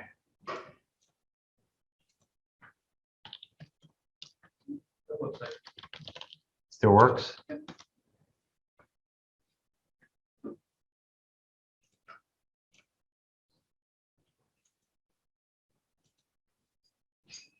So this is the market pension plans deficit per household. So you can't see it? No. Why not? Oh, boy. It's gonna shut down February 20th. Really? Why are they doing that? Boy, okay. They don't want people to see this. All right, I'm worried if I hit escape that it's gonna mess everything up, but I don't know who's on the Zoom or what the Zoom is doing. It's still sharing. So, all right. Yeah, I mean, Medicare is similar to this. I tell people, you know, when your kids get out of college, it's going to be like they're going to graduate from college and they're going to have this $500,000 mortgage on a house they'll never be able to live in. That's what all this stuff adds up to. It's just incredible how massive these things are. And they give you different ways to calculate it. So, you know, if you try those different ways, but you can look at that site. It's pretty amazing. So more than 75,000 per household and underfunded commitment, but you can see in some places it's far worse than that. It was, to me, humorous that California a few years ago, they were complaining that they were in a lot of trouble because they had a $50 billion deficit. At the same time, they had a $1 trillion deficit in their pension plans. But, you know, let's focus on the small stuff. So that's just California. Go look up Illinois, and there's some places that are just absolute disasters. New York too. Yeah, I haven't seen New York's numbers. I don't think they cover that, but yeah, most, probably even Texas too. Most have it. So I believe pension plans are a great tool. I do like them. What I've noticed, it may be too paternalistic. So, you know, the libertarian side of me says, no, you know, just give the money to the employees, let them figure out. But the people I've helped at USAA, I remember one lady in particular, she handled all my insurance. So I said, I'll take care of your investments.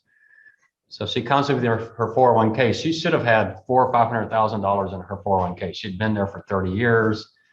So she sends it to me. It's like $60,000. I'm like, where's all your money? She says, well, I kept taking money out for my son. He was having some problems in the house, $60,000. And she needed to retire because she hated her job. Do you retire on $60,000? No, but she had US.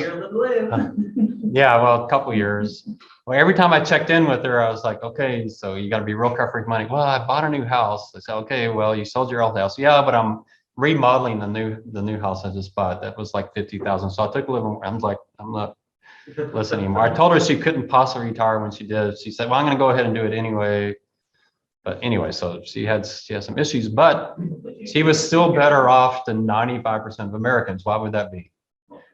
She had the USA pension plan that was worth several $100,000 by itself because she'd been there 30 years. I see stories like that. And sometimes I think maybe paternalism isn't so bad. She has Social Security, right? Which she's taking from you because there's not enough money in the system to pay her, but she's got that as well. I think she'll probably make it okay. She's going to have to cut back on her expenses. I mean, she bought a new car too. It's like everything she would tell me, it's like, yeah, you realize you don't have enough money for retirement. And some people, I mean, it gets kind of morbid. Some people's like, yeah, but I'm not all that healthy. So, one lady was telling me that, and she's like in her 60s and very healthy. And, she had enough money to make it about 4 or 5 more years. And she's like, yeah, I just don't know if I'm going to live that long. It's like, yeah, you could live another 20, 30 years. So yeah, it's kind of depressing. Some people they just don't have much hope, but at least with the pension plan, and they have no choice. It's going in there. It's there for them. And when they come out, it's something that they can draw on. And for her, she should have had several $100,000 in her 401k, several $100,000 in her pension. She should have come close to $1 million, which is still not a whole lot. But with that, with Social Security, she probably could have made it okay in retirement. But she had rated her 401k. I managed her 401k throughout the 2008 crisis. And she's all worked up about it. It's like, wow, I had this strategy that I really like. It worked really well in 2008. And she was doing that. She's all excited about it. But I kept thinking it's $60,000. If you lose 10%, it's like, who cares? It's like, but she's all worked up like that's her retirement. It's not much money at all. It's probably about what she paid for the car she bought. But anyway. So, but we have a crisis. Most workers in their 50s and 60s are not prepared for retirement. They don't have a pension plan other than Social Security. Their 401k plans, well, USA opened up the 401k plans to allow employees to borrow against it. And I was thinking, well, that sounds dangerous. We may have 10% of employees borrowing against their pension plan. I mean, their 401k. Boy, was I wrong. It was like half to employees.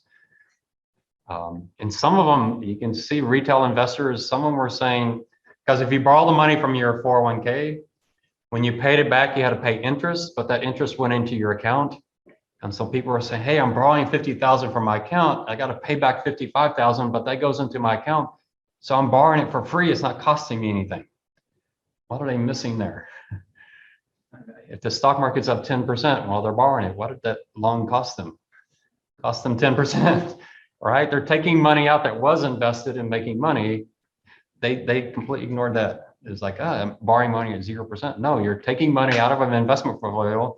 That would be a really good borrowing of money if the stock market crashes, right? If they can time that just right, I'm going to borrow $50,000 from my plan right before the market crashes 20%. Yeah, if you can do that, do that. But a lot of them, even during the 90s, when the markets were up a bunch, they're saying, hey, I borrowed my own money, paid it back, didn't cost me a thing. It's like, yeah, but you would have an extra $12,000 a day if you hadn't done that. So that paternalism, I would see that a lot. I remember one guy emailed me, he was so mad. He said, I invested in the 401k to be diversified so that, the limit my downside and I lost money and I don't know why I lost money. I took more risk to get a higher return and I made a lower return. He was all upset with me. I was like, that's the risk part of the higher or lower, but to his mind, I'm taking more risk to get a higher return. I should got a higher return. And he wanted to sue me because he didn't get a higher return. And it's like, so the typical retail investor is not well equipped to make these type of decisions. And if they go to someone for help, it's a good chance the person they go to has really bad incentives, is getting paid not to help them, but to help themselves. So it's tough. And so that's one reason I think these pension plans, they at least protect, there's something there for these people. The crisis could be catastrophic. So essentially, you're gonna have to delay your retirement. It's about the only choice they're gonna have. I was working with one couple, and when we got to the end of it, it's like, yeah, your only choice is to work longer. And they say, well, but my health is not good. I need to quit. We got 2 special needs kids. They're gonna be with us the rest of their lives. So we're gonna have to keep, I'm like, I don't know what to tell you. Lottery tickets, it's at that point where I don't know what to tell them. It's too depressing for me to tell them what else they could do. I finally had a couple show up and said they wanted my help. I'm like, oh, here we go again. They said, yeah, we got millions of dollars. We don't know what to do with it. Oh, thank goodness. I won't be depressed at the end of this conversation. And I told them, hey, it's your money. Start giving it away so you can enjoy it while you're alive. Why leave it all to your kids? I mean, you really, really love your kids, but they don't need all your money. I told them, have some fun. Do some charity, do some stuff that makes you excited. So that was one fun conversation out of 20. So I don't like this demise of pension plans, mainly because I think it's just bad risk management. If we had life actuaries on this, thinking this the way they think, I think pension plans would be perfectly normal today and would not have been shut down. So instead, we face the prospect of people having to work well into their 70s. It's just not just a US issue. Europe, Japan, other countries have very, very serious issues. It's interesting, China, as their wealth is growing, they're looking at the US when it comes to healthcare and retirement and trying to see how can they avoid the crisis we built. They have a serious problem too. We kind of forget that China's aging. They're getting older as well, and they have an older population. You know, not as maybe as bad as Japan, but this is a worldwide problem. A lot of people getting old, wanting to retire, and it's just the money's not there. All right. So, any comments on this? I probably think, man, it's a wild man up here, but I'm real passionate about this. I think risk management is important because it heavily influences so much of our lives. Is that what eventually Social Security is going to have to do for late retirement? Yeah, but the earlier they do it, the better. So if they did it today, it'd have a much bigger impact. My life insurance class, I forget who was in there in that class, but yeah, Avi, I can't remember what they said on Medicare, but the typical 60 or something like they've contributed to 200,000 during their life, and they're getting something in the nature of 600,000 in benefits. Do you remember that quote? It was in that ballpark. Yeah, it's several times. Yeah, it's twice or more. And so who's picking up the tab? It's not me. I'm already retired. It's you guys. They're going to put all this on you. And I just laugh on Facebook. A friend of mine, she's incredibly wealthy. And she posts on Facebook, senior citizens shouldn't have to pay property tax. It's like, what do you mean? Senior citizens are so much wealthier than young people. Why shouldn't they pay property tax? I could see a really poor senior citizen who's about to lose their house should have some special program to help them. But here's this wealthy woman say, hi, I don't have to pay $15,000 in property tax on my $2 million house. That just seems, it's like, give me a break, my word. And you see that all the time. These elderly people, they're so poor. They're not. They're very well. They're much wealthier than your generation. But yeah, that's the way people. And guess who votes? They're going to vote, and they're going to vote for what? They're going to vote. It's going to be a generational warfare. Warfare. AARP. It's elderly people. Isn't that like one of the biggest voting blocks too? AARP? Oh, yeah, they're a lobby group and their goal is to make you guys as poor as possible. That is their goal in life. I still remember in the early 80s when Ronald Reagan was going to make some tweaks to Medicare and Social Security, and there was this. It wasn't quite Canada and the trucks, but it was kind of similar, but it wasn't trucks. It was brand new Cadillacs. There's all these senior citizens and their brand new Cadillacs riding in DC saying, we can't afford this. It was kind of humorous. It's like, well, you probably could afford it. So yeah, we got this war. I don't know. There's no real solution other than, you guys are going to be poor but hopefully they die and leave you something. So maybe that's your only hope there. Unless you start voting, you're going to start voting. I remember I taught a junior achievement middle school students, and we were talking about how to solve their problem. And some of the kids are like, hey, they're old people. They don't have anything to do. Just take all the money from them. And it's like, okay, you're going a little too extreme. But it's like, yeah, they don't need money. All right, so what about you as an individual? So you might say, well, it sounds like Professor Sweet's saying I should put all my money in bonds because I'm saving for my retirement that has this longevity risk and this inflation risk and interest rate risk. But as I mentioned last class, you have an asset that's very unique, very special, that is definitely going to influence. So should you put all your money in things that are highly sensitive to interest rates so you can offset that risk? The answer is yes, except for your biggest asset is your human capital. Your human capital is the present value of all your future income. It looks like a massive bond.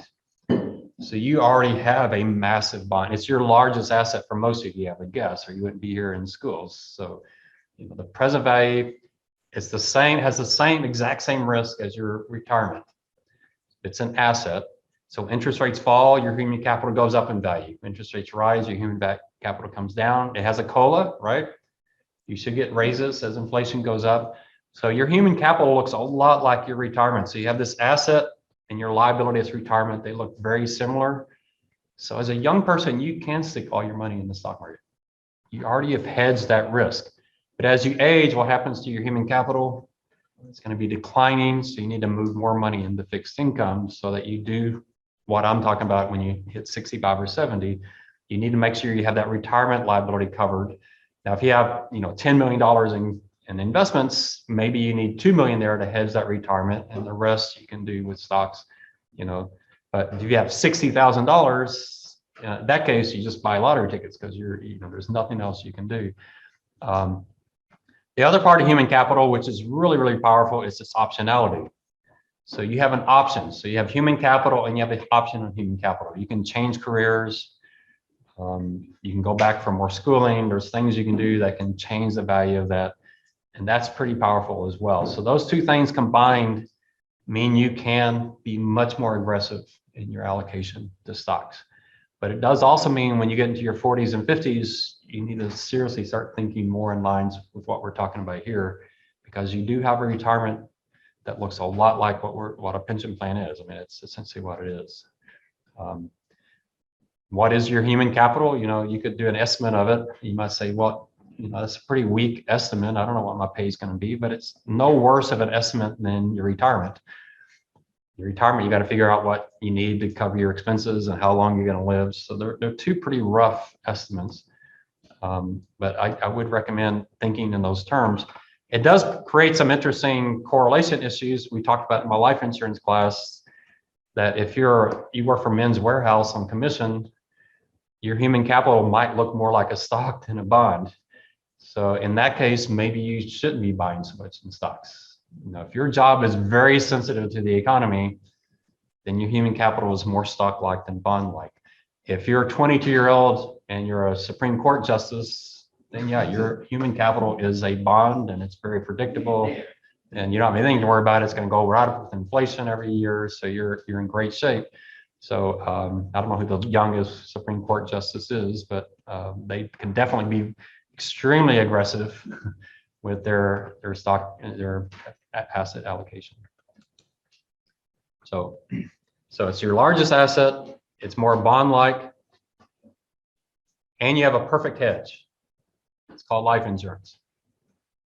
We're talking about hedging longevity. It's kind of hard to hedge longevity, but you can hedge the human capital. You buy life insurance, and how much life insurance you buy? Well, you buy the present value of future earnings, which is your human capital for most people. It's a perfect hedge. It's a correlation of exactly 1-to-1. When you die, it pays you your human capital. So as you approach retirement, two things happen: your human capital declines and your optionality declines. So both of those are something to consider. You have less optionality. So that's going to reduce your flexibility and increase your risk. So that's going to make you even more risk averse. Questions on that? Right now, you're increasing your human capital. That's why you're in school, right? So you're trying to get that as high as you can.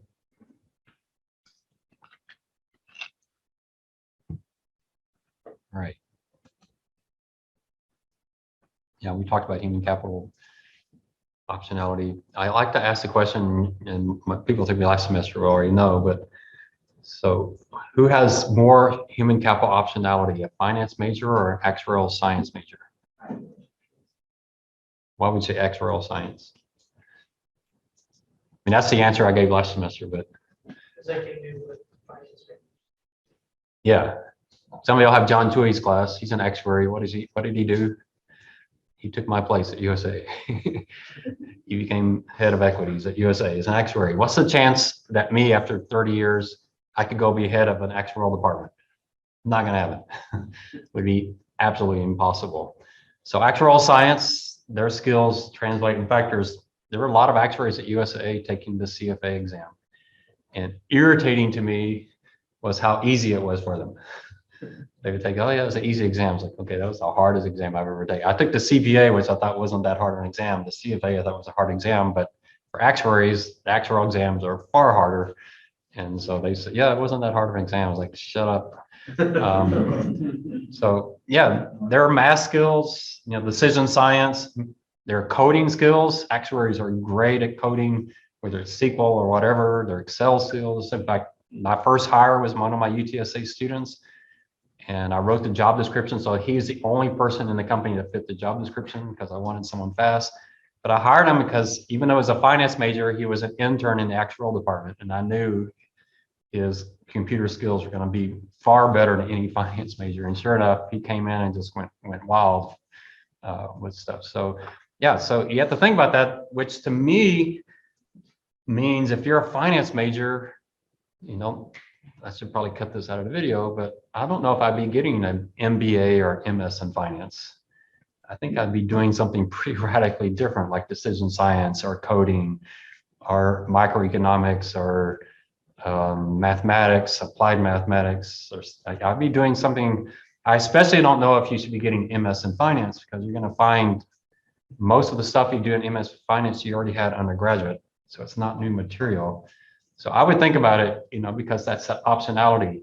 Optionality is your skill set. When you get your first job, you need to be thinking about optionality. My approach was to interact with actuaries as much as I could. So y'all heard that story. And then USAA had a team in the marketing department. They were all PhDs in math. Boy, I was around those guys as much as I could. I spent my career as the dumbest person in the room most of the time. And that made a huge advantage. Find the smartest people you can and just go hang out with them. And they kind of like it because sometimes they're kind of nerdiest people around. So they kind of like having people, you know, show up. Hey, I got a buddy here. So they were like ecstatic because most people in the company ignored them because they didn't know what they were doing. And now you have this young kid out of school. He's like, wow, I want to know what you guys are doing. Teach me your job. And they were more than happy to spend time teaching me. I was working on my optionality. Give me more skills, help me understand. So I think optionality is a really huge one. And you're really going to get that in your 20s more than any other time in your life. Here's the article we use. Pretty basic formula. So E is, what do y'all think E is? The blank value. We want to maximize two things by maximizing the, what do you try to maximize? You can't maximize the value because you don't know the future. So instead you maximize what? The expected value. All right, so there's the E.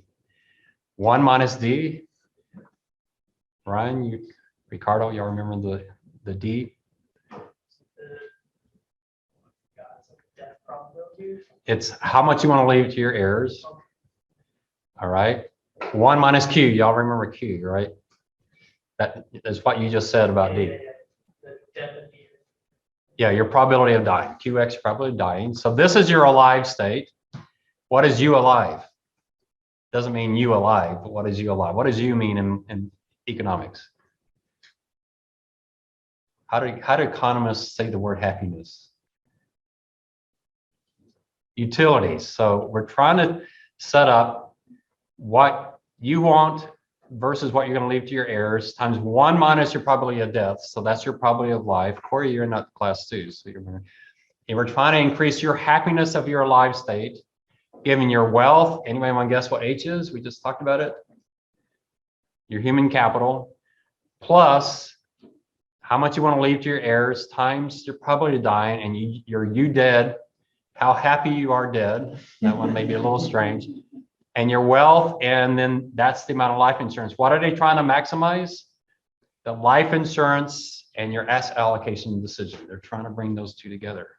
So I found it a really interesting article. It's an old article. It's one of those things I can't find a more recent one written, but I really like this article. There are classes out there. I discovered a class. I was watching it riding my bike, which doesn't really work because the formulas took up the entire chalkboard. I'm on my bike and I can barely even see what he's writing. But an entire class, I think it was a graduate level class on human capital. He spent that entire class just on human capital. Really fascinating stuff. Some of it's really bizarre of parents maximizing the utility of their kids. It's like, why do you have one kid that's smart and one that's not so smart? And what do you do? Should you allocate more to the less smart one? Or, you know, like that? Do parents really think like that? But that's what he was talking like. This was some maximizing function parents are doing. Like, well, you're not too bright, so we're going to do that. That's, well, that may be the way they think, but they don't say it out loud too often. So essentially what they're saying is when you're making asset allocation decisions, it's a holistic approach. You're looking at everything you have. And you need to maximize it all together, which means these things are correlated to each other. Your human capital is correlated to your asset portfolio. So anyway, so people think about these in interesting ways. All right, so there's your paper with one exception. So we're going to talk about the one thing we didn't cover in the article, but you're gonna have to let this sink in. I would recommend you try to draft an answer this weekend while it's still fresh on your mind, although you can always go back and watch this video. The blog is essentially exactly what we did, isn't it? With a few extra things added to it. So you have the blog as well. What I wish I could do is, well, some of y'all, take a recording device and find another finance major and ask them this question. Y'all know how to ask the question, right? If a firm were to borrow $1 billion at 3% and put it in the stock market with an expected return of 8%, does the value of the firm go up? All right. What answer would you get from most finance majors? Yes. Most would say yes. And what would be their argument for yes? I didn't say stocks make 8%. I said you expect stocks to make 8%. They didn't make 8% today. How would you have answered it 3 months ago? And is it the same as you'd answer today? Have I changed your mind at all? Or are you're sticking with, that, we call it the equity cult. It's this idea that stocks always beat bonds. You can just stick all your money in stocks and don't worry about it. Over the long term, it's going to work out. That's true for the US. It's not necessarily true for the rest of the world.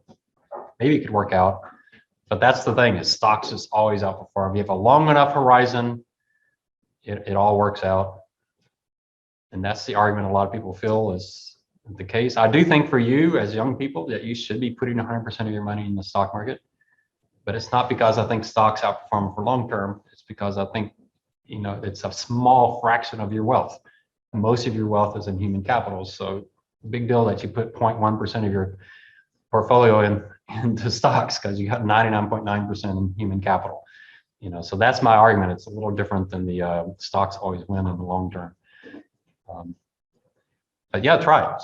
Someone try it. Let me know how it goes. Find a finance major that's graduating that hasn't taken this class and ask them that question. I'd be really curious. What do you think they would say? Any other than yes?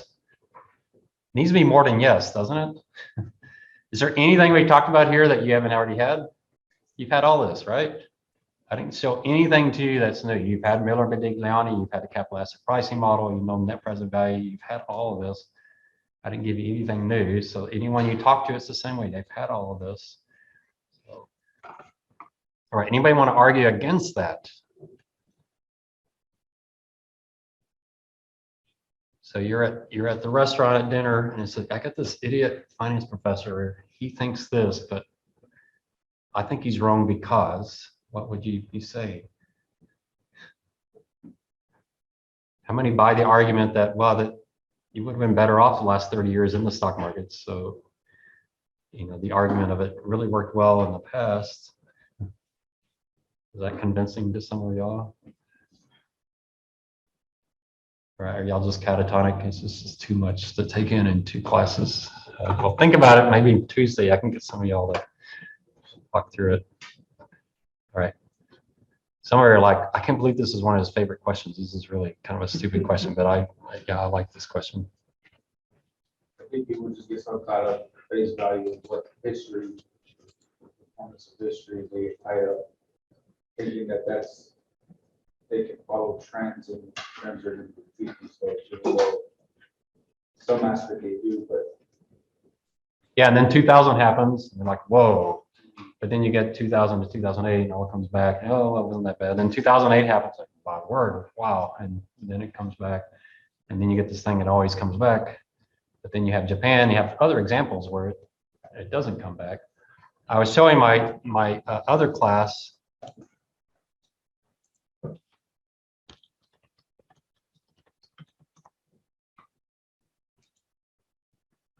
So y'all probably have heard of Robert Stiller.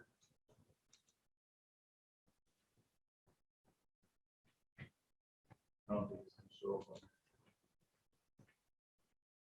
up. I don't know why. I really don't know why it's doing that. Okay. I don't know how to get it to do that. Try it again. That makes a difference or not? Anybody know why it's not doing that? That's kind of crazy. Might be acting like another monitor instead of. Yeah, but I didn't change anything. So, okay, sorry.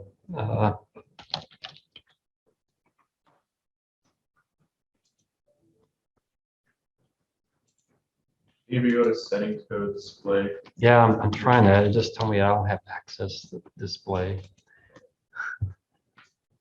All right, so y'all can see I spent too much time around actuaries and not enough time around IT people.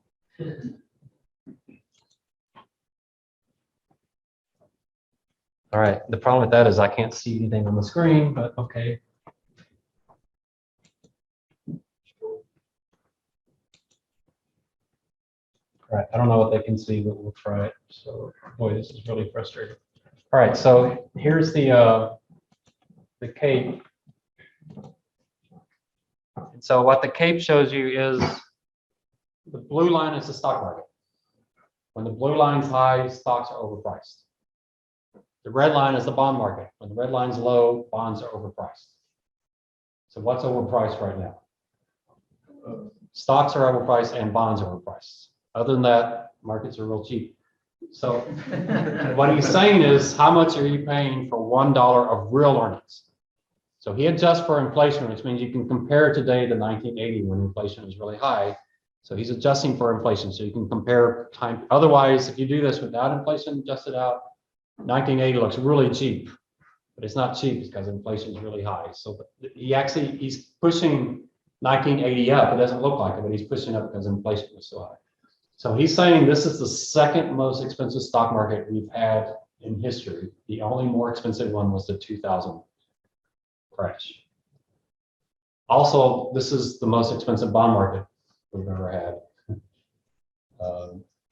So, and how far back does he go? He's like, well, it's only a few decades, right? How far back does he go? 1871. You know, he's doing a rolling 10 years. So 1871. This is called the Cape-Shiller Index, or the CAPE. So yeah, 2000. Now 2000 to me is a little different because 2000 was a case of a few tech companies really getting grossly mispriced. Most of the market wasn't that far off, but it was a few stocks that were so mispriced that they just shot it way, way up. Today, it's much broader. There's a lot more stocks that are expensive today. Does it has to be with more people knowing about this, that it goes higher than both ends? Well, it's self-fulfilling until it stops, right? And so when does it stop? Another thing, a chart I like to use is if you compare stock valuations to inflation, there's a pretty high correlation between the two. So you can argue, wow, PE ratio is really high right now because inflation is really low. When you look at that, the stock market's expensive, but not that expensive. That's assuming a 1.5% inflation. We're not getting 1.5% inflation. If you change that chart to a 7% inflation, this is the most expensive market we've ever had, bar none. PE ratios today, given a 7% inflation, there's no comparison. You know, it's just, that one's a scary. I should show you all that chart. Maybe I should do that chart and show it to you. It's really, really scary how far off, because on that chart, you know, normally 2000 stands out on that chart. It doesn't stand out on the chart anymore. It's where we are right now. Now, if inflation is temporary and transitory, then yeah, then it's not a big deal, but we're starting to worry more and more about that. So can the US stock market sell off 30-40% and then not bounce back, but just make 7% from there? Well, if we're really overvalued, it could sell off 30%. Then it just makes it 7%. What's going to happen to pension plans if that happens? Well, we're in a disaster now. What happens if that happens? You know, disaster is cubed or something. Who knows? It's really, really tough. Anyway, all right, I'm going to try this again because I can't take this. I'm sure there's some professor that did this intentionally.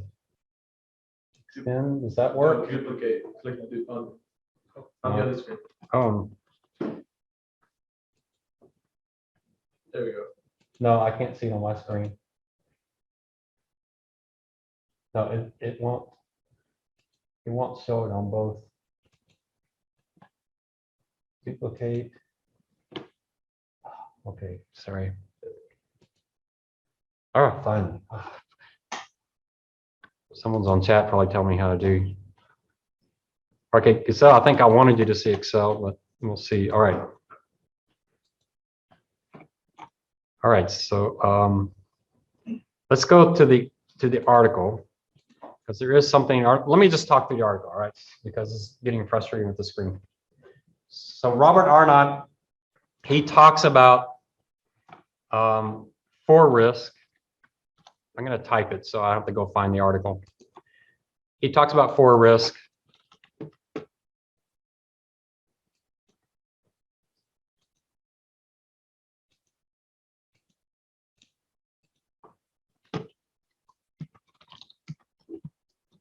And I talked about for risk. They're not the same for risk, although one of them's overlapped. All right. So who remembers my for risk of pension plans? You have 3 of them, and corporations have all 4 of them. You remember these off the top of your head? Longevity risk,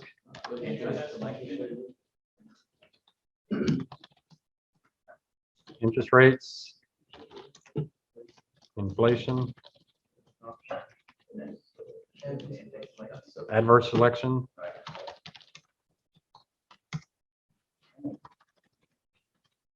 All right, so those are the 4 risks. Arnott's talking about 4 risk of investing. He has 3, so I'm going to give you 3, and I'm going to add my 4th one on top of that. He talks about peer risk, asset risk, and asset liability. He talks about those 3. Asset liability, his main focus here is interest rates. So he has 1 on his list. So here we're talking about the risk of the asset side. And what he's saying is there's peer risk, there's asset risk. So peer risk is underperforming a benchmark. All right, it could be your peers, it could be the S&P 500 index. It's something that you underperform a benchmark. Asset risk, pretty straightforward. Assets sell off. That's easy. We use standard deviation for that. That's pretty straightforward. Asset liability risk is assets and liabilities don't move together, that lose worth. So it's what we call mismatch.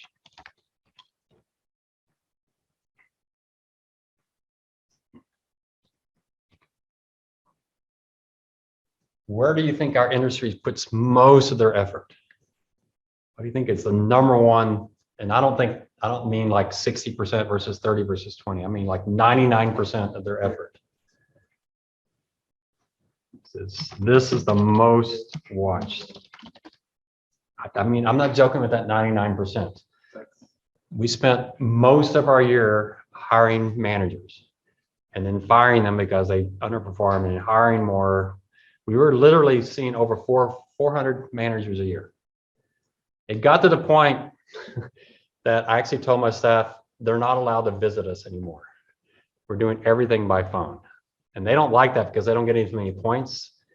But I said, if they visit us, we have to send someone down to the lobby to pick them up. They got to come up. We got to do those introduction and handshakes and all this kind of stuff. We got to make sure they know where the water is and all that. If we do it by phone, sometimes you get a manager that was just, you know, you're never going to hire them. They're just so bad. Then you can hit mute and you can go back to work. So that's why I said, let's just go. They cannot visit us. They can only conference call. So we at least got rid of some of that wasted time. But, you know, you're doing 15, 20 of these a week. You know, it adds up, or 10 of those a week or so. It adds up. But that's what they spend most of their time on. Asset once a year, they look at their policy. They all sit around, should we change anything? Say, no, we're probably good where we are. So there's the asset risk. We're going to be 60% stocks, 40% bonds. Anybody disagree? No, that sounds good. That's done. They spend no time. Pension plans spend no time on this at all. What do life actuaries do? They're 99% what? Asset liability management, because that's how they're trained. Now I'm going to add a risk. So why do we spend so much time on pure risk? It's because of another risk that Arnott does not talk about, and I call it career risk. Career risk is you getting fired. And why would you get fired? You get fired because assets fell. If the stock market's down 30%, you're down 28%, you don't get fired. You get fired because assets are up 5%, but your liabilities up 20%. No, no one cares about that. You get fired when you're up 8% and the market's up 10%. That's when you get fired. And so our industry is focused on pure risk because that's how we get compensated. We don't get compensated for managing asset risk, asset liability risk. I always tell the story about the hedge fund. Y'all have heard this before because I say it all the time, but it just sticks in my mind. Hedge fund comes in, he's so excited. He's like, this is a really great meeting. I love these kind of meetings. Sits down and said, we lost 20% of your money. It's like, why are you so happy about this? And it's like, well, but our benchmark was down 25. And he's so happy about it. I go, but you lost the fifth of our money. He says, oh yeah. And remember, he goes, oh yeah, that. Like Wade just handed it. Yeah, you lost 20%. But we could have lost more of your money. That should make you really happy. It's like, well, I could have lost more of my money. I didn't need to hire you. I could lose 100% of the money. I mean, what are you doing? So I don't need you to help me with that. That's how the industry, when people come in happy to tell you they lost a fifth of your money, I would say there's probably something wrong going on here. Right? But that's the way it is. Now listen to the commercials of our industry. They don't talk about this, do they? You listen to some of these where it's T. Rowe Price, Fidelity, we'll help you through the difficult, volatile times of the market. Do they? What do? Oh, you know, we're worried about the stock market. We normally have 6% in stocks. We dropped down to 58%. So you could have lost 30% of your money, but you only lost 29. So, you know, you should be really happy that we're there to help you through the storms. They say that in the commercials, but they don't actually do anything. I was talking about General Facilio. I got a fake email from him today, but I remember him in a board meeting. He goes, you finance people, you say you're managing risk for us, but you never do anything. You say stocks are overpriced, and yet you don't sell your stocks. You know, it's like, what are we actually paying you for? And I was like, man, he knows, knows exactly what he's talking about. I even saw a finance professor at a conference saying he thought the stock market was going to crash 50%. And so someone asked him, what are you doing with your portfolio? So, oh, I'm sticking with my normal 70% stocks, 30% bonds. Like, wait, hello? Does that make any sense? There's something wrong with our industry and the way we think that everything's about benchmarks. And what Arnott says is, if you look at actually the size of the risk, what's going to have the biggest impact? This is the smallest one. And this is the biggest one. So we're spending most of our time here, which has a very small impact on the portfolio we're managing. We spend no time here, zero time there, which has the biggest impact. Why do we do that? Because we're managing our risk. We're not managing our clients' risk. And because of that, we're focused on the wrong things. How do you change that? What we did at UTSA is this. We eliminated that. Got rid of it entirely. We went to indexing, paying index fees, got rid of it entirely. We didn't care about this either. It was so hilarious, our first presentation after we hedged all of this. Our presentations used to be slide after slide after slide. Here's manager A, they're underperforming. Here's manager B, they're outperforming. C is underperforming. Are you going to fire him? No, we probably won't fire them. Why aren't you going to fire them? Well, they've only been underperforming for a year. Yeah, but that's a year. That's way too long. That was a kind of meeting after meeting after meeting. Instead, what we did, the next meeting, I kid you not, we did this.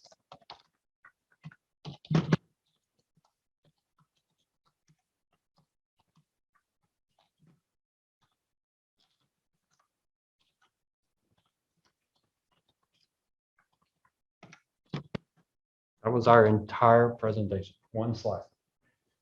Our assets are up 8.2%, so liabilities are up 7.9%. Our assets beat our liabilities. Any questions? The meeting ended like an hour early. And we had to do the 401k plan and the healthcare plan and all those, but the pension plan, boy, that saved us a lot of time. And you can see in the meeting, we're spending most of our time in the meeting on this peer risk, the benchmark risk, and ignoring the biggest risk of all. So I loved it. My staff loved it too, because this is so time consuming and so infuriating. I don't know anyone that has 10 managers and they're all doing well, or even that 6 of them are doing well. It's just so difficult. So I said, let's just go this way. We're going to match. And this is all the boards should care about, right? That's all they should worry about. Are we matching this well or not? So anyway, so he talks about these risks. He doesn't talk career risk. I put career risk as part of peer risk because it really makes a lot of sense. Asset risk does have somewhat of an impact, but with the new pension accounting, they're revaluing everything for both the assets and the liabilities. And that's what's going through the income statements. So what do corporations say? Let's just eliminate everything. Let's not even try. Let's just eliminate the whole thing. And so that was their solution. All right. Any questions on this? You'll see that in his article. I do want to show you his article. So maybe if the system is working, maybe I can show it to you.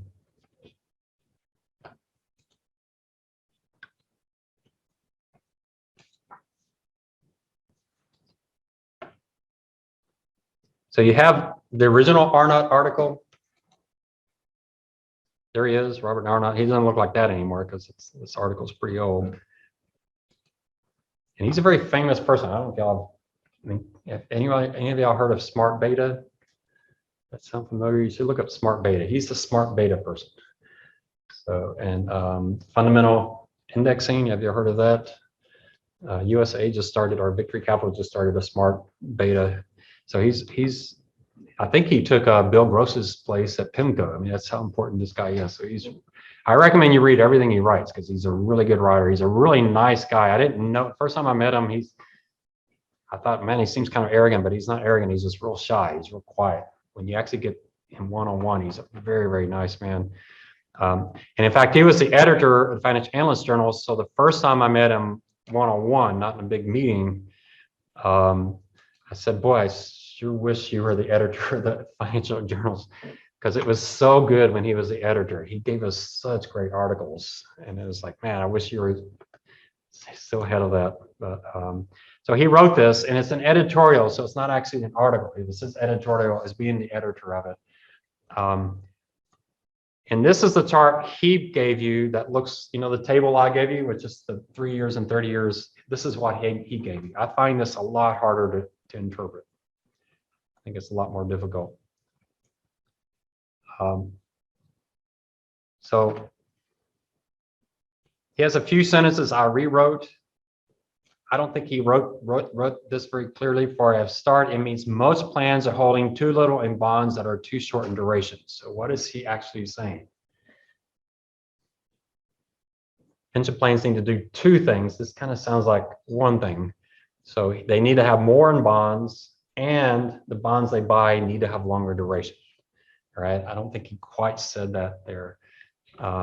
He uses words mismatch. But you'll see in this article, he talks about the 3 risks. Most of the risks that get us in trouble can loosely be grouped into peers, asset risk, losing money, underperforming our liabilities. He talks about them, you know, as kind of how they overlap. Here he shows the different sizes of the problems. So $9 versus $4 for assets, $2 for peers. I'm not sure exactly how he came up with this number, but you have firms that on average have earnings per share of 20 cents. that they could lose $9.87 entirely because of their pension plan, because of the ALM mismatch. He's showing you that's a pretty significant number. This is size weighted because it's a pretty skewed problem. There's a few firms with really massive pension plans, and those firms in particular are very susceptible to that type of volatility. But even if you do just all corporations equal weighted, the ALM risk is huge. It's he says 5 times bigger than the peers, but I think it's much bigger than that. It's a huge part. It can wipe out the earnings of companies because of these pension plans. So there's his take on this issue. And my rewritten one, it's almost word for word. I wasn't plagiarizing him. I was just rewriting it, taking out some words. So one thing I did is, he has a habit we do in finance is taking peer risk, and then the next time he calls it benchmark risk, and the next time he calls it something else. So he kept changing the terms. So I stuck with peer risk, asset risk, and ALM risk, just so you have the same terms throughout. And then you got my chart instead of his. So you also recognize this chart, right? And then I rewrote that last sentence.